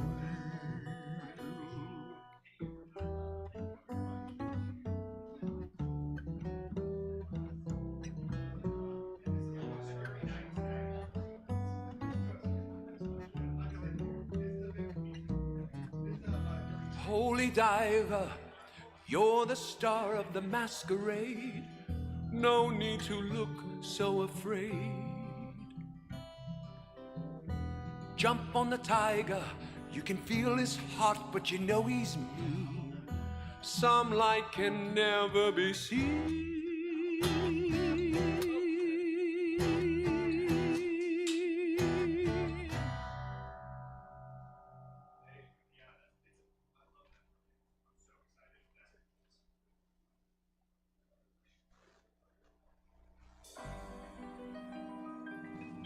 Hey, yeah, I wanna shoot, baby. Here I go again, girls, what's my weakness? Okay, then chillin', minding my business. You sort of looked around and I couldn't believe this. I swear I stared, my niece, my witness. The brother had it going on something kinda, wicked, had to kick it. I'm not shocked, so I asked for the digits. Oh no, that don't make me see what I want. Slide to me swiftly, felt it in my hips, so I did back to a bag of tricks and a bit for flip. Maybe wanna do tricks, lick a lollipop should be lit. Came to my sisters and I chill for a bit. Don't know how you do that voodoo that you do. This was just a hell, make me wanna shoot, baby, shoot, baby, shoot, baby, shoot, baby, shoot, baby. You packed in your stack, especially in the back. But the one to thank your mother for a book like that. Can I get some fries with your shake, booby? Looks could kill you, would be, and who's your shotgun gang? What's up with that thing? I wanna know, how does it hang? Straight up, wait up, hold up, Mr. Lover. Like Prince said, you a sexy mother. Well, I like 'em real wild, B-boy style by the mile. Smooth black skin with a smile. Bright as the sun, I wanna have some fun. Come and give me some of that yum chocolate chip on the dip. Can I get a scoop? Baby, take a ride in my coupe. Make me wanna shoot, baby, shoot, baby, shoot, baby, baby, shoot, baby, shoot, baby, shoot, baby, baby, shoot, baby, shoot, baby, shoot, baby, well, let me bring it back to the subject, depth, sunset. Make it hot, make you work up a sweat when you say toodaloo, my dog. Not falling in love, but I'm falling for your love. Bet your bottom dollar you were best under pressure. Get your lips wet, cause it's time to have some pep. Get your lips wet, cause it's time to have pep. All right, ladies, y'all wanna learn a little dance? It's called the shoot. Yeah, the shoot. I'ma show you how to do it right now. Ready? Here we go. So you move your hands into round and you rock around the clock. And then you kick ball, change and stick your left and then you shoot right on up. You kick left and you shoot to the right. Let's go again, let's do it right. Only my kids say go, let me shoot to the next man in the 3 pieces. I seen on my dog, ring me cutie. Shoot, shooby-dooby, like Scooby-Dooby-Doo. I love you and your big G. Make me wanna scream, ooh, ooh, ooh. I like what yes you do. When you do, yeah,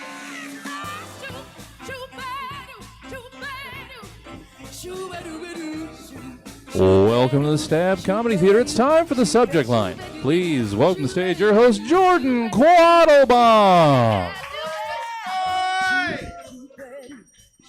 Freaking Subas and your damn bell. Why'd you bring that bell? What's going on, you guys? Welcome to Subject Line. Make some noise if this is your first time here.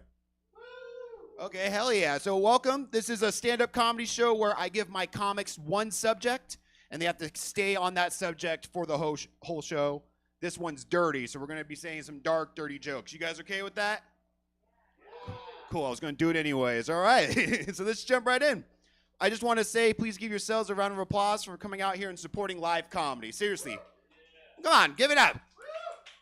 You guys came out here to laugh, have a good time, and you're also supporting all these comics and my dream. It really does mean the world. Like some of us, we have to go work full-time jobs, and we come out here and do this. It's exhausting.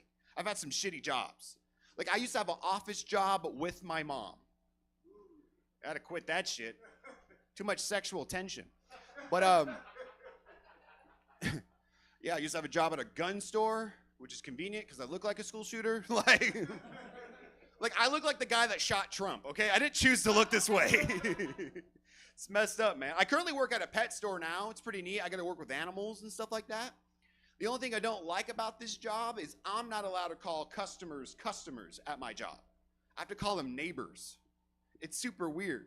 And it has me conflicted because, like, technically by law, if you're my neighbor, does that mean I have to tell you I'm a registered sex offender? You know what I mean? Jokes, guys. I'm not registered, but yeah, man, it's pretty cool working with animals. The only weird thing that's ever happened at this job is every Christmas they have me dress up as Santa Claus. I have to take photos with people's dogs and shit for like postcards, and I play it up, you know. I'm like, oh, who's been a good boy this year? You know, whatever.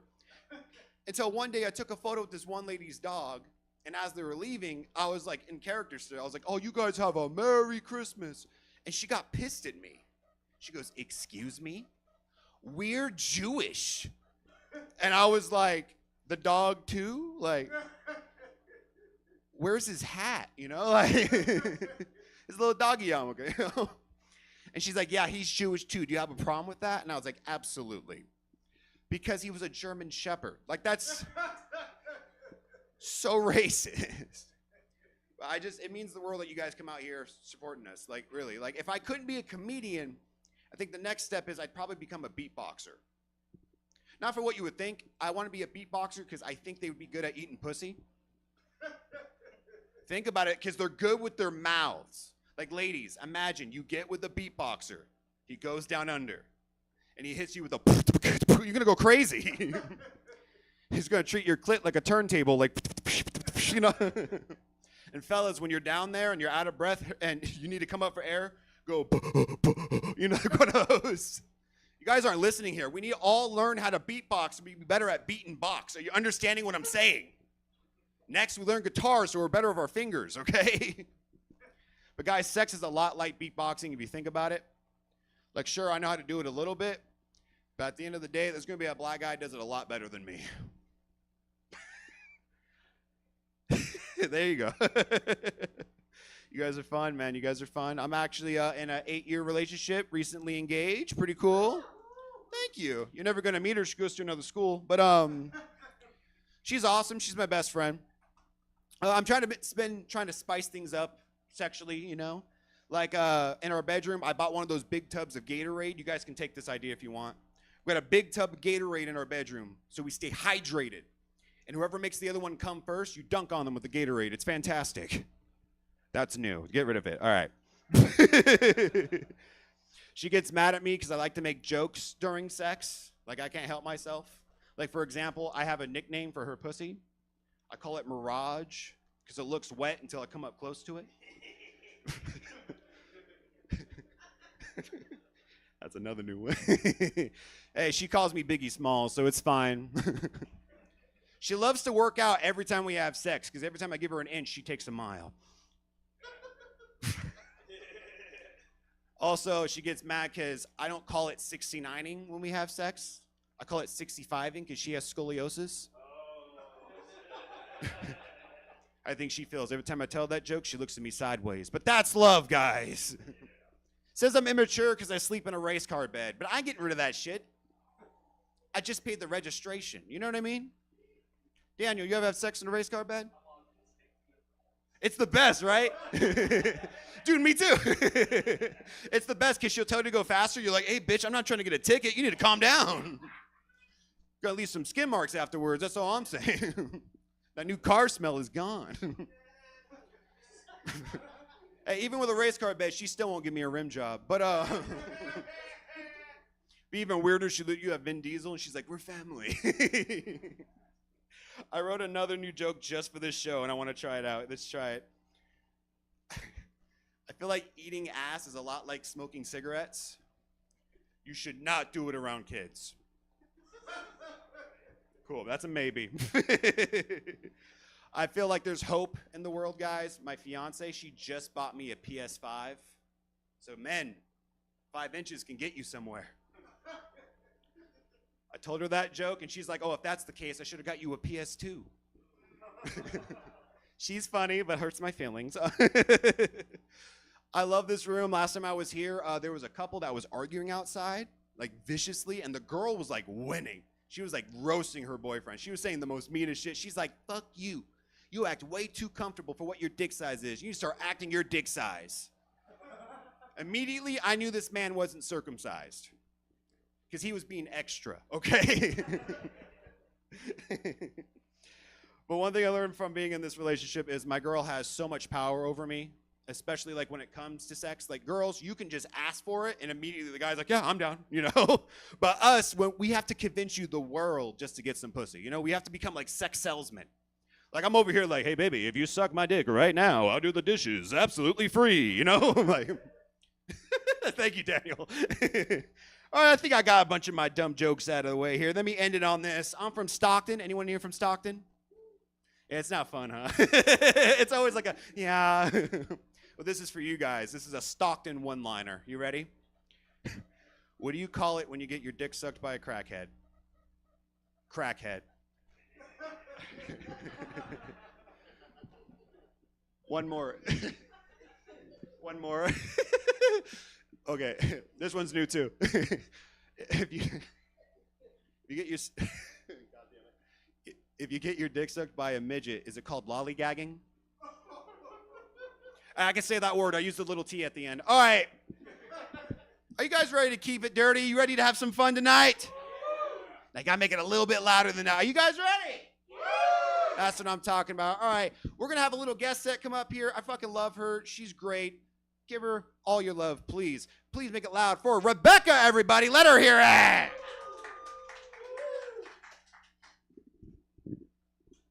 What is up, Stab? So, yeah, this is kind of short notice for me, and I'm going to do some material that I have not worked on, and it's going to be fucking rough. So, in case you haven't clocked it already, I am, in fact, a trans woman. I know, I'm incredibly brave. And I think the reason why so many men hate trans women is because we know. And they know we know. We know just how depraved dudes get when they don't think any women are around. Yeah, that's about right. And like, do y'all want to hear the grossest thing a man ever confessed to me when he thought that I was just one of the guys? Yeah. So in high school, I had a friend who told me that he collected his own cum. Yeah. I mean, it's a reaction. But yeah, it was like a habit of his. He was so proud of it. He showed me. He showed me his drawer, just full of M&M's mini containers that no one should ever touch. And it's not just that. He also would brag about making trick shots when he came. I was over at his house and I was in his room and he was just pointing at things in his room and he was like, hit that, hit that, hit that.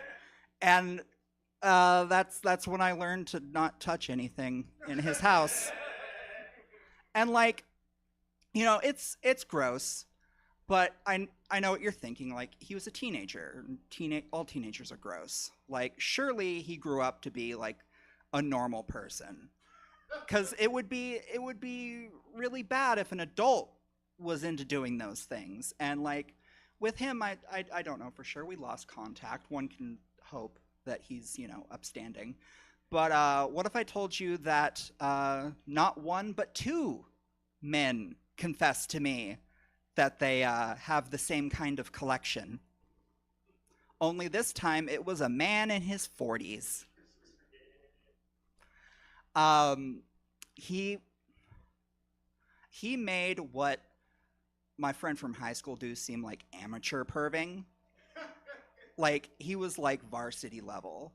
Like, I saw into his room one time and he had like a Costco-sized mayonnaise jar sitting on his windowsill, and it was not mayonnaise. And like just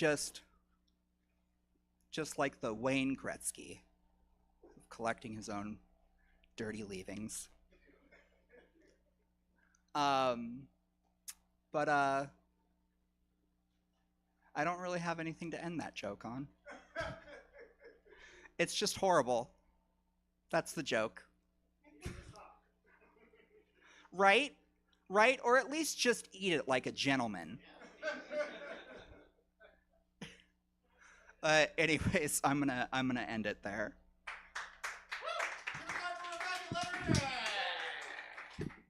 I wouldn't have gave you the guest set if you're gonna out me about my jar, dude. What the fuck?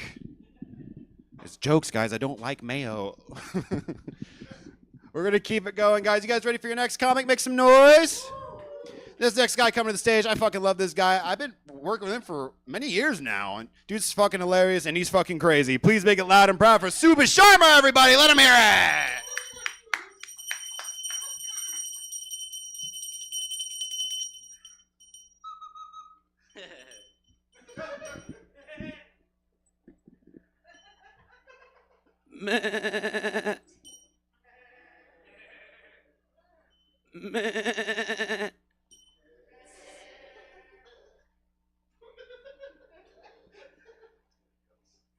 You know, folks, some people say that Michael Jordan is a goat, all right? Some people say that Tom Grady is a goat, all right? You know, folks, I'm a Hindu guy from Nepal. I will fuck none of them. Shit.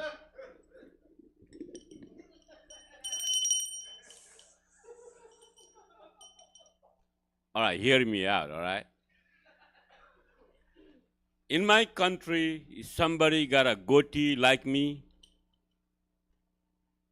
all right, and the person is a hella horny,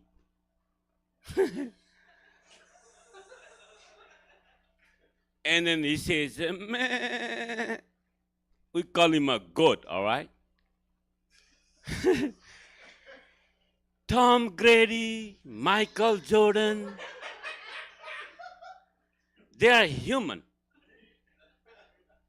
I will fuck none of them. I'm a good fucker. All right, that's just a joke, all right, folks?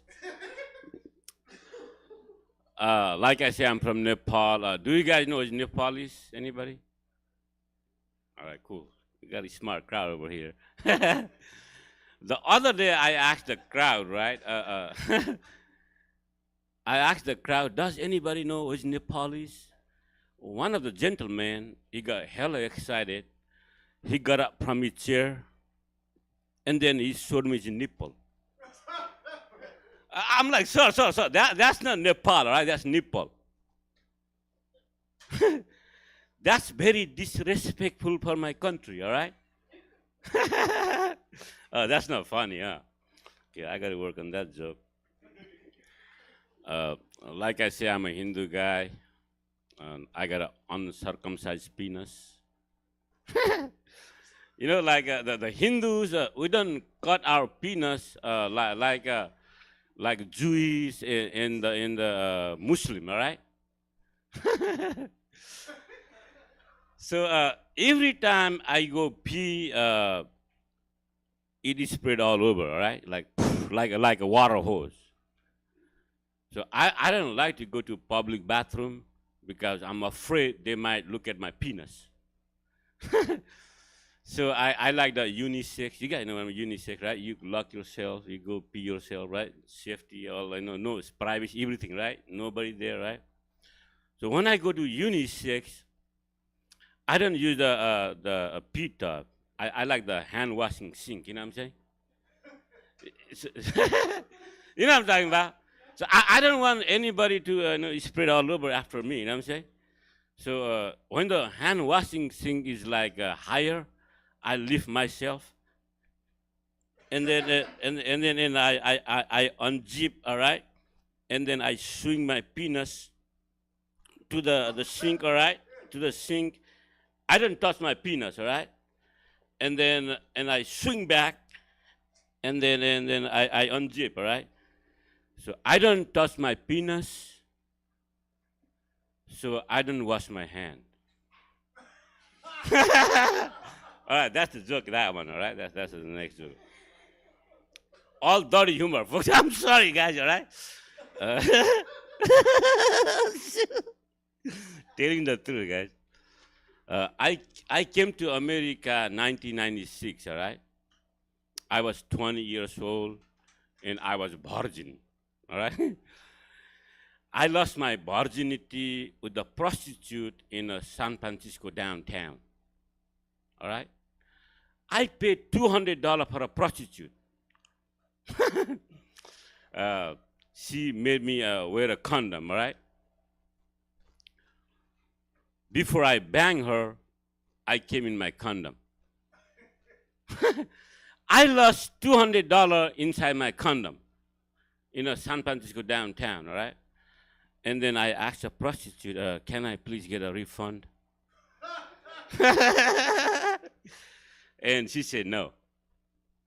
And then I tried to get, back in the day, hella money, you know what I'm saying? So and I asked her, can I get a half a discount? She said no. So I lost like $200 inside my condom. And I went home. I fell in love with the prostitute. I had a feeling for her, you know what I'm saying? Have you guys ever seen a movie called Julia Robert, the movie? Yeah, pretty, yeah. It's like that, Pretty Woman, you know what I'm saying? I was hella loving, fuck that shit. That's not even funny, brother. You know, back in the day, I used to pay a lot of money for the prostitute, $200 all the time. I got tired of paying hella money. True story, folks. And then I started paying like $20, $40, $50 for the old prostitute, all right? For the blowjob done, all right? No pussy, nothing, right? So, the old prostitutes are like a hella cheap. It's like an old car. The depreciation goes down, you know what I'm saying? Balance goes down. So every time I go, downtown San Francisco, give me a blowjob for the old prostitute, no teeth, nothing, hella ticklish, you know what I'm saying? Hella fucking ticklish. $20, $40. One time I pay an old prostitute for my blowjob done, and then she said, I pay like $50, I think, and she said, I'll be back. And she never came back. I was waiting, like I was hella cold in the corner in the San Francisco downtown. She said she's gonna come back from the liquor store. She never came back. I was waiting there for 2 hours. So I lost like $50 with the other prostitute. Shit, not funny, yeah. It's not funny, but it's true story, folks. One time, right, I saw a hella good-looking prostitute, you know what I'm saying? hella good, like a big boobs, you know what I'm saying? The big ass, nice ass, like she was walking there, tung, tung, tung, tung, tung, tung, tung. And then I asked her how much. She said $50, and she took $50 hella cheap, right? She took me in the on her apartment, and she bent back right here.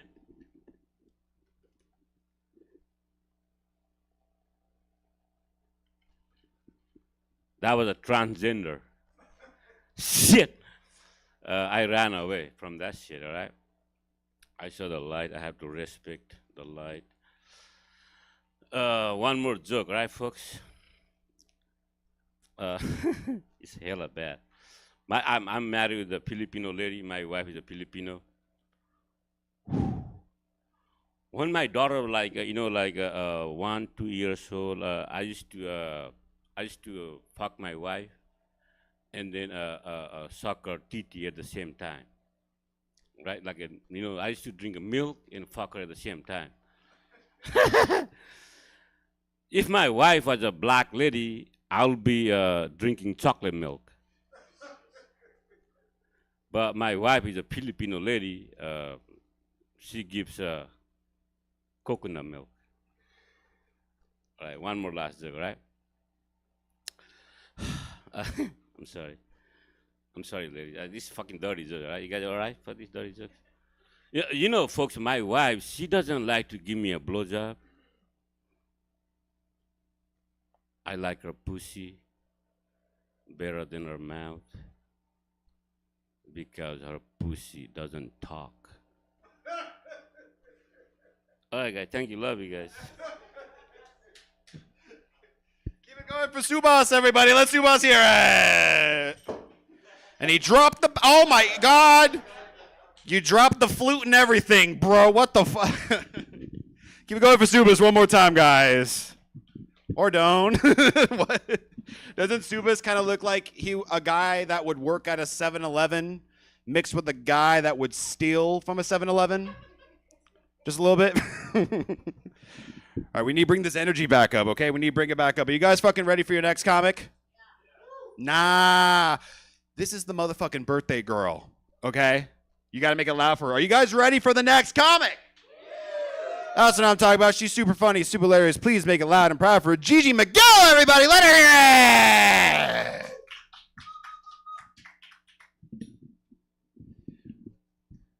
it. How's everyone doing tonight? I hope you like the outfit. I was trying to look like if I was like, trying to make it into the FBI. But in this case, the FBI stands for like Fat Babe Investigations, That's kind of the look I was going for. I should say I'm pretty sensitive about my weight, so please, if you can, don't make any jokes at my expanse.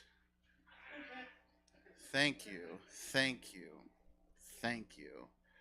I went to IKEA earlier. Y'all ever been to IKEA? Yeah, it's pretty cool. Well, I'm kind of mad at them though. They kicked me out.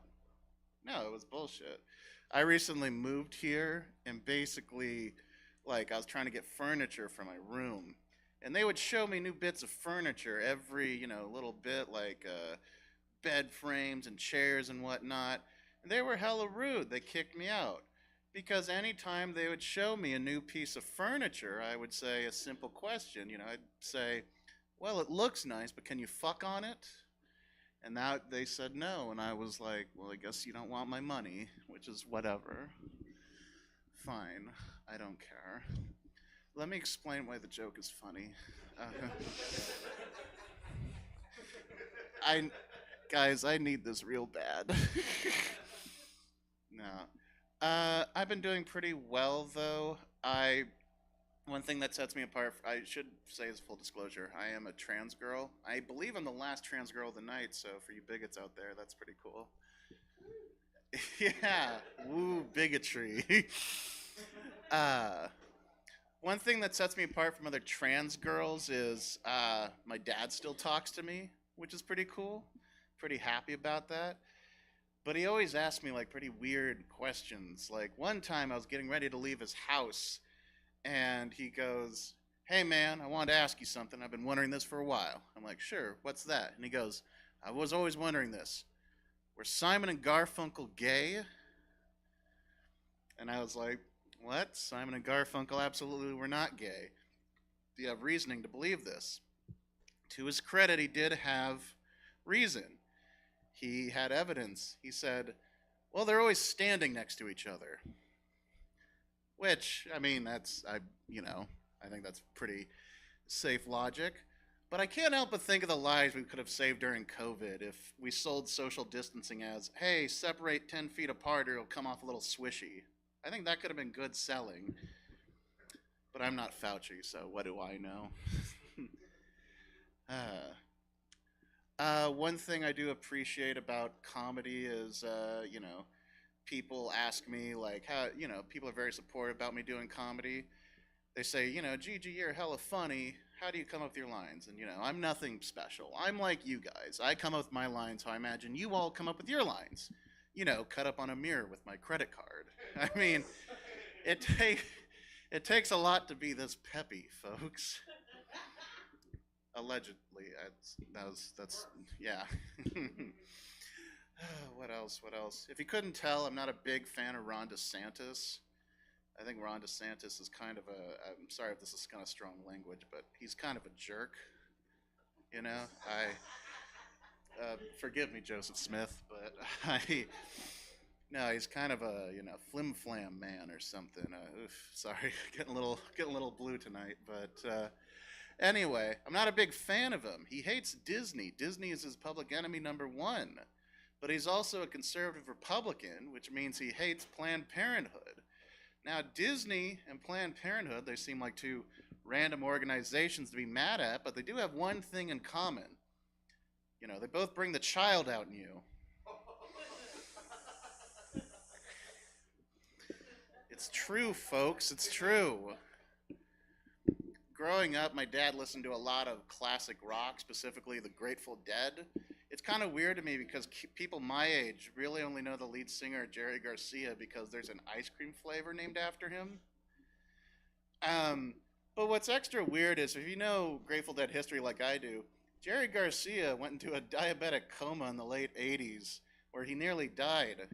And how do we honor him? With ice cream. No, that's pretty awful. And if you don't think that's awful at all, let me ask you this. How would you feel if tomorrow Smith & Wesson put out an announcement saying, well, we have a new shotgun out. It's called the Cobain. Yeah, no, you would be rightfully upset. But then you'd probably get it because that is a pretty kick-ass name and it's pretty funny. Fuck the legality of calling it that. You'd have to work around that. But, it's not bad. What else? I have a friend who's going on vacation at the moment. They're exploring, of all places, Bulgaria. Don't know why. I have no idea why, but they're going to Bulgaria. I think they're there at this very moment. And they asked me if I've ever been to Bulgaria. And, I don't have money. I don't have money or anything. I don't go to Bulgaria. He's like, you gotta go. And I was like, tell you what, you explore Bulgaria while I'm exploring my bulge area. And let me tell you, it doesn't cost me $2.50 a ticket to do that. That's what I charge other people. Anyway, I've been Gigi McGill. You have a lovely night.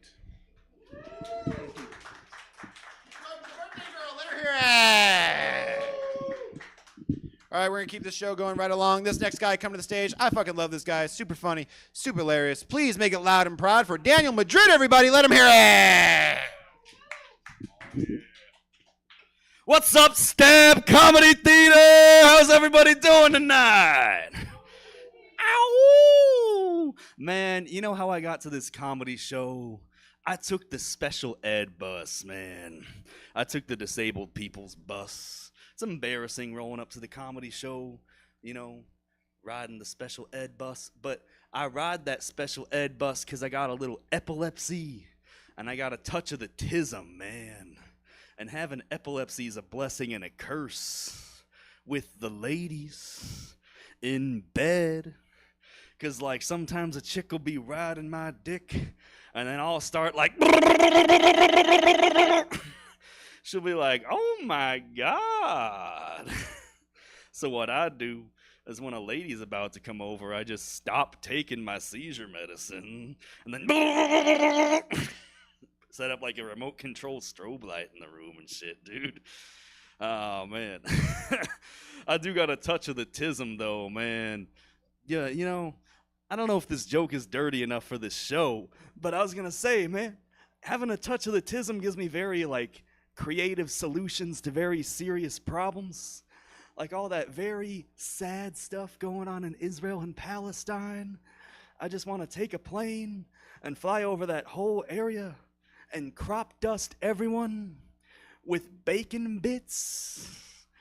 You know, because the Muslims can't touch pork and the Jews can't touch pork. So you just crop dust everyone with bacon bits and then everyone has to leave, man. We got one guy laughing at this. I'll take it. All right. Let's move on from the Israel-Palestine stuff, man. You know, I'm half Mexican, half white, right? So I'm half Polish and half Mexican, right? So I was raised half Mexican Catholic and half Polish Catholic and 100% alcoholic, man. But I think I like getting molested by the Mexican priest a little bit better than getting molested by the Polish priest. Because the Polish priest's dick tasted like cabbage soup. And the Mexican priest's dick tasted like chorizo, man. And I didn't like eating my vegetables as a kid, so I went with chorizo every time, man. A little bit of that Mexican spice, you know what I'm saying? His cum even tasted like horchata, man. We're talking about cum a lot today. Someone said like trick shots with cum and like M&M dispensers. Like, dude, I would be honestly impressed if you can shoot your cum into a mini M&M's container. That should be like an Olympic sport, dude. That's crazy shit. But anyways, being half Mexican, dude, I was raised in this tiny little town in Arizona. And we had like this tiny little like strip mall. And in that tiny strip mall, we had this undocumented mall Santa. And I knew he was undocumented because I was sitting on his lap. He smelled like tequila and birria. And he was like, mijo, what would you like for Christmas? Would you like a football? Would you like a BB gun? Would you like a juju train? Would you like a juju train? But then like this big booty Latina lady walked out in front of us. And he was like, mijo, do you see what I see? A juicy booty. Yeah, man. No, I do got a touch of the tism, though, man. I do. And we tistic people get freaky in the sack, you know? It gets a little awkward sometimes. Like, sometimes there'll be, like, chocolate milk stains in the bed or, like, goldfish crumbs, you know? Like, one time I was going down on this autistic chick, and her coochie bush had graham cracker crumbs in it. It's like, ooh, a little snack. That's nice. Okay. That one hits you late, huh? But yeah, we autistic people, we do interesting things in the sack, man. Like, I'll run a train on the bitch with just the two of us, you know? Because, like, ladies, right? Because, like, sometimes an autistic lady will pull a dildo out of her fanny pack, and it'll be shaped like Thomas the Tank Engine, right? There's that. And Thomas the Skank Engine has a patent number on it, but it's not written. It's etched into the dildo. And that's her favorite part of the dildo. Like, I'll rub the patent number against her clit, and she'll be, like, reading the patent number with her clit like a scanner. She'll be like, oh, yes, 13579, 13579. That is my favorite number. That's why I think Southwest Airlines should start putting hot autistic chicks at the gate to scan your ticket like, boop. You know what I'm saying? That's a good idea to me. But, like, you know how, like, you know, ladies and lady identifying peoples, you know how you'll be in doggy style and you'll put your arms back and the guy's supposed to grab those hands, right, for leverage? Well, she put her arms back, and I grabbed those hands, and then we started like chugga chugga chugga chugga chugga chugga chugga chugga chugga chugga chugga chugga chuggaing her arms, man. And I went with it, dude. I was like chugga chugga chugga chugga chugga chugga chugga chugga. Ooh, ooh! And she was like, "Oh yes, rail me like a 1904 Union Pacific steam engine. That is my favorite engine. Ride me like the 1869 Transcontinental Railroad." And I was like, "Oh yes, mama, rock me like the wind and the rain. Rock me like a southbound train. Oh, mama, rock me." That's why I think Darius Rucker's autistic, man. He's always talking about trains. He wants to get rocked like a train, you know what I'm saying? That's some tism right there. That's some tism right there. It's a dirty comedy show, though, so I think I gotta talk about anal sex a little bit. You know, I never understood why these straight dudes say they're straight, but then they always want to put it in their chick's asshole, man. But then I tried it and I understood, man. Because like the booty hole, that's like, it's the tighter hole that guys are always seeking, right? Guys are always after that tighter hole. It's like the pot of gold at the end of the rainbow, right? There's a little leprechaun there going, "Follow me to the tighter hole, laddie." Yeah, man, I think that's how black holes were discovered, you know? A bunch of astronomy nerds looking for the biggest thing in the universe, going into the smallest hole in the universe at the fastest possible rate, you know? But I gotta tell you something. I didn't invite my folks out to this dirty comedy show, because actually my mom, she heard me telling dirty jokes. She heard me telling anal sex jokes, and she gets mad at me. She calls me up. She's like, "Daniel Madrid, if you want to keep telling those jokes, you can just not be a Madrid anymore." She says, "That's a dirty hole, and I have never done that." I'm like, "Mom, why you telling me you never had anal sex? You're making me picture something really disturbing here.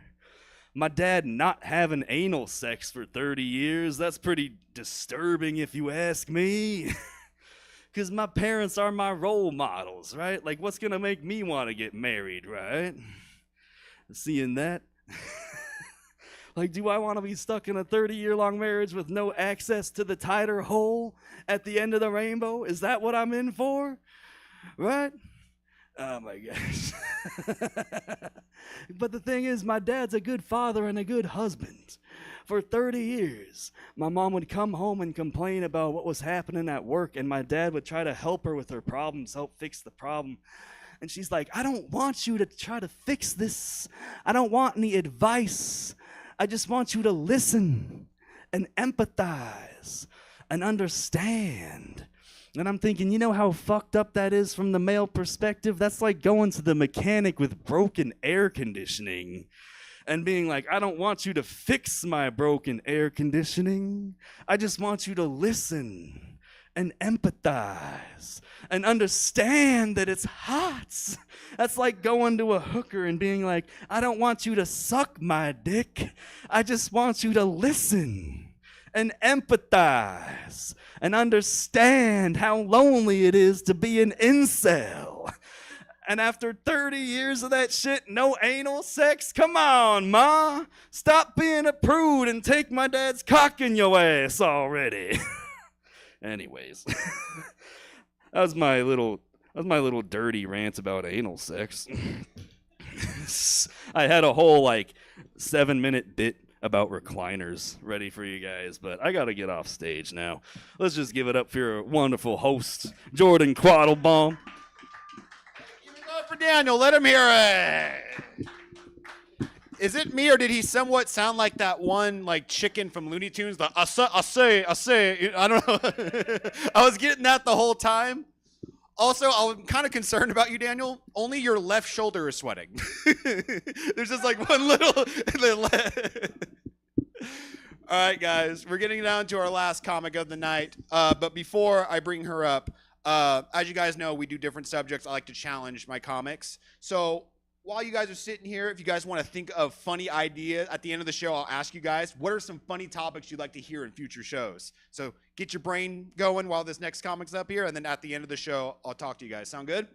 So you guys ready for your last comic, your closer? Again, we got to make it louder than that. This is your closer, ladies and gentlemen. Are you ready? Please make it loud for the very funny Thelonious Johnson! Give it up for your host. All the comics you saw tonight. Oh my God. I love that Stu Boss was in here talking about his uncircumcised dick. I hate those. I hate those dicks. Especially because I like sucking dick, okay? So when you get one of those uncircumcised ones and then you're like fucking sucking and you're going ham and then you have that pull back and the skin is still in your mouth. Yeah, it's the worst feeling in the world. It's like getting takeout that you didn't want, but you're just like, I guess I'll take it home. Yeah, fuck that. And Daniel over here talking about fucking trained dildos, my God. And anal sex, which, let me just tell you this right now. If you ain't married, anal sex kills marriages for sure. So you probably don't want to do that, Daniel, because that's what happened to my marriage. He wouldn't let me lick it. That's all right. It's all right. I'm getting divorced and I'm licking other buttholes. It's cool. It's cool. It's cool. But yeah, I did break up with somebody. We were together for like 14 years. And one of the reasons why we like broke up is because we weren't really having sex. Like, it was fucked up. And when you have a partner who does not fuck you, it makes you watch true crime a little different. You know what I mean? Like, it's not entertainment anymore. This is education. Because a few Visine drops a day and I can make this nigga go away? Perfect. Perfect. But I am glad through that whole process, because when you break up with somebody, it's fucked up. Especially me. We've been together 14 years, so it was a lot of codependency and a lot of stuff. And I was packing my shit up, and he gave me back something that I purchased for him that had sentimental value when we first got together. And I was like, fuck, man, this is kind of fucked up. But it's a good thing you can't give back the HPV I also gave us, okay? Because I was going to get my lick back. And if you like to raw dog and you're single, yeah, I'm still doing it too. I have not learned my lesson, but my shit cleared up. But his, it don't have to, because he don't use his dick anyways, and he plays Magic, so you don't need dick for that. I'm also pansexual. Any queers in here? Woo! I'm pansexual, so it's like, as far as bisexuals are concerned, they hate us because we're pretty much like the Super Saiyans of the gay world, okay? And I hate telling straight people that I'm pansexual because they don't understand. They think it's just me going to Target and rubbing my coochie on Rachel Ray skillets and shit. You know what I mean? And it's not even all that. Being pansexual just means that as far as race or gender or whatever is concerned, it's not concerned for us. Because if I feel a vibe, we most likely gonna fuck. And on the dating apps, though, when you put that up there, I just feel like it's just a marker for everybody to reject you. So it's like, cool, all genders are rejecting me. That's fire. I got on this app called Tammy. Anybody heard of it? No, don't get on there.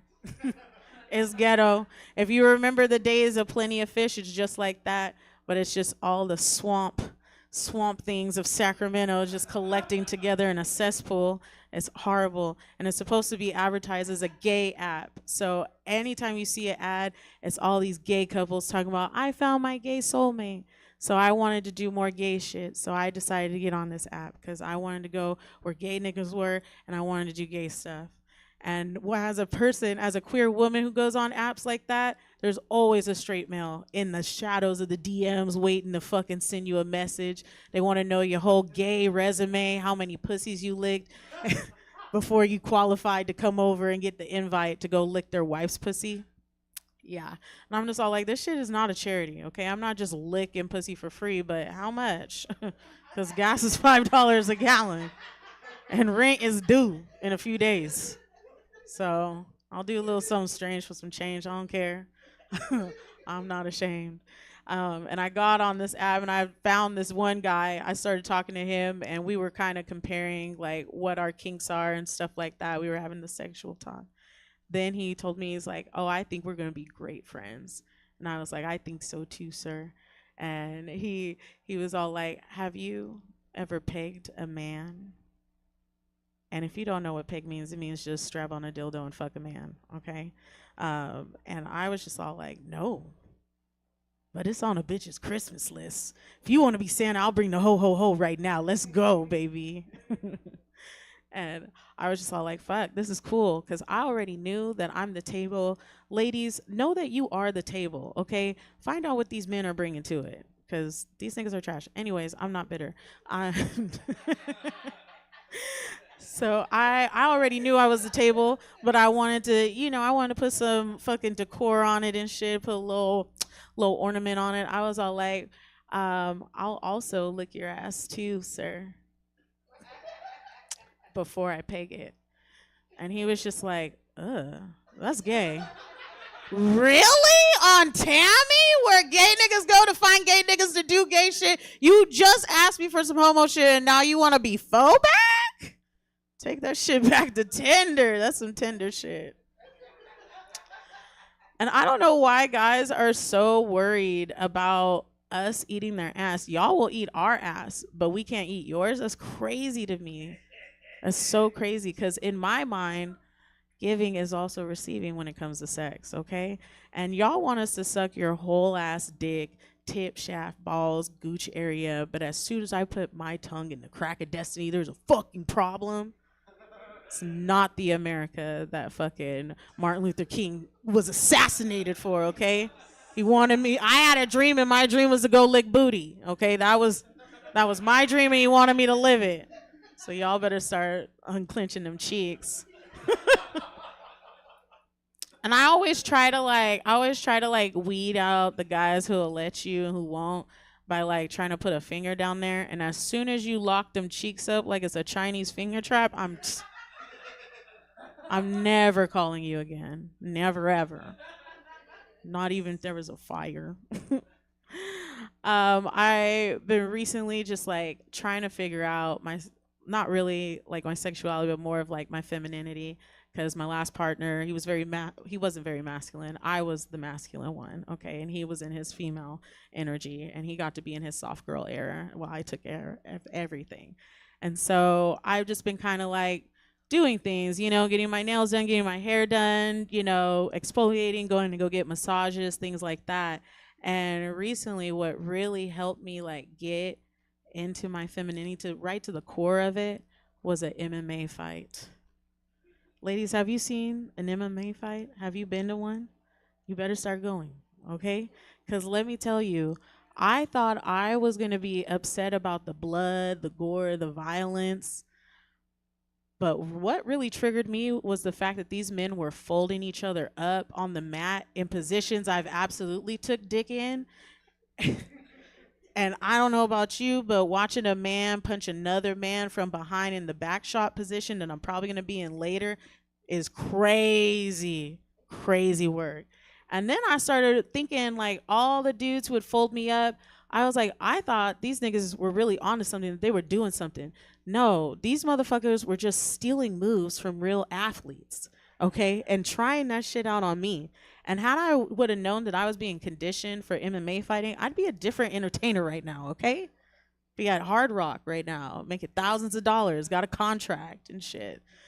And I was just all like, fuck. Well, then I absolutely need to start watching MMA because if they're using moves on me, I'm about to start putting the moves on them, okay? Especially because don't tell me you about to come. So I'm about to suplex hold that ass and tell you can't come till you tap out. I need 3 hard pats on the mat, sir, before you decide to nut, okay? I'm going to go ahead and just ask the women in the crowd because, while I'm, getting in touch with femininity, I'm also getting in touch with the slut in me. And I don't know if you've had this experience, but ladies, have you ever had to wash one man out of you so the next man can eat it? That's a yes. It's a okay, so I'm not the only one doing hoe shit. Perfect. I recently had that experience because this is dating in 2025. you got to have a roster, right, where you move people around and fuck them at different times because not everybody is available at the times or want to fuck as long as you want to fuck, whatever the case is. I have a roster, and I decided to go see my number one roster holder. I call him the sprinkler head because he likes to fuck all night, do coke, and nut in me like a fucking sprinkler head that's broken, okay? And the pussy already be wet, but then it's like on Niagara Falls after I see him. You know what I mean? And I was all like, okay, cool. Like, I got my dick for the night. I can go into the weekend and be happy. And I got on Instagram, and I always post on my close friends because that's where my hoes be at, and I like to see which hoe is watching me. And my second roster holder, I call him the munch because he likes to eat it. He hits me up. It's like 6 a.m. He's all like, hey, I got to work, but I would love some breakfast pussy. And I'm just all like, he knows I love to cook. And I was like, come over, daddy, because I'm about to serve it up hot. And while I'm in the shower, I'm like finger douching myself, trying to get roster holder number 1 out of me. And I just had this thought that if this man comes over and sucks the soul out of me, is he going to get 2 souls for the price of 1? Maybe. And like, I'm always about making shit in the kitchen, feeding people, you know what I mean? So, of course, while I'm still doing that, I'm trying to make sure the meat's not oversalted before this man gets over here, because that's number 1 in food preparation. You don't want to oversalt the meat. But he came over, he ate me hella good. And he was like, damn, I don't know what's different, but it tastes hella good tonight. And I'm all like, well, you know, come back over and, you know, serving it hot anytime you want it. But that's been my time. My name is Felonious. Thank you guys for coming out. Have a good night.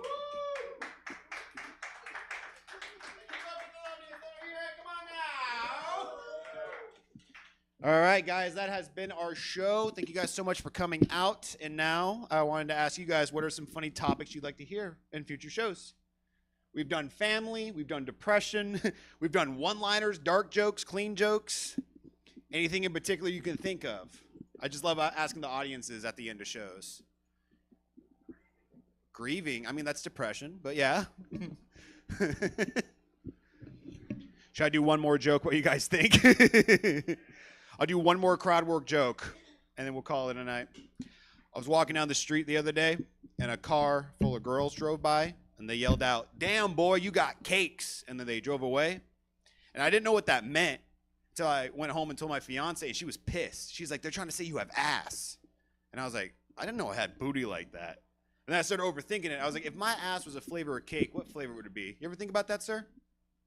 Let's do it right now. You know what? This your lady right here? If his ass was a flavor of cake, what flavor would it be? Don't say double chocolate.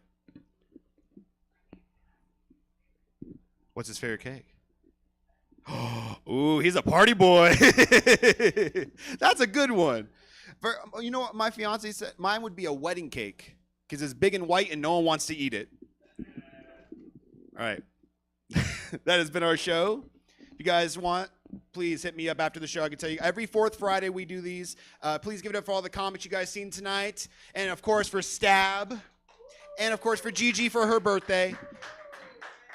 Thank you guys so much for coming out. I've been Jordan Quabom. Have a great night. Get home safe, okay? Thank you. All right, everybody, that was the subject line, and that is our programming for the evening. But you can come back tomorrow or any Thursday through Sunday and see what it is we do.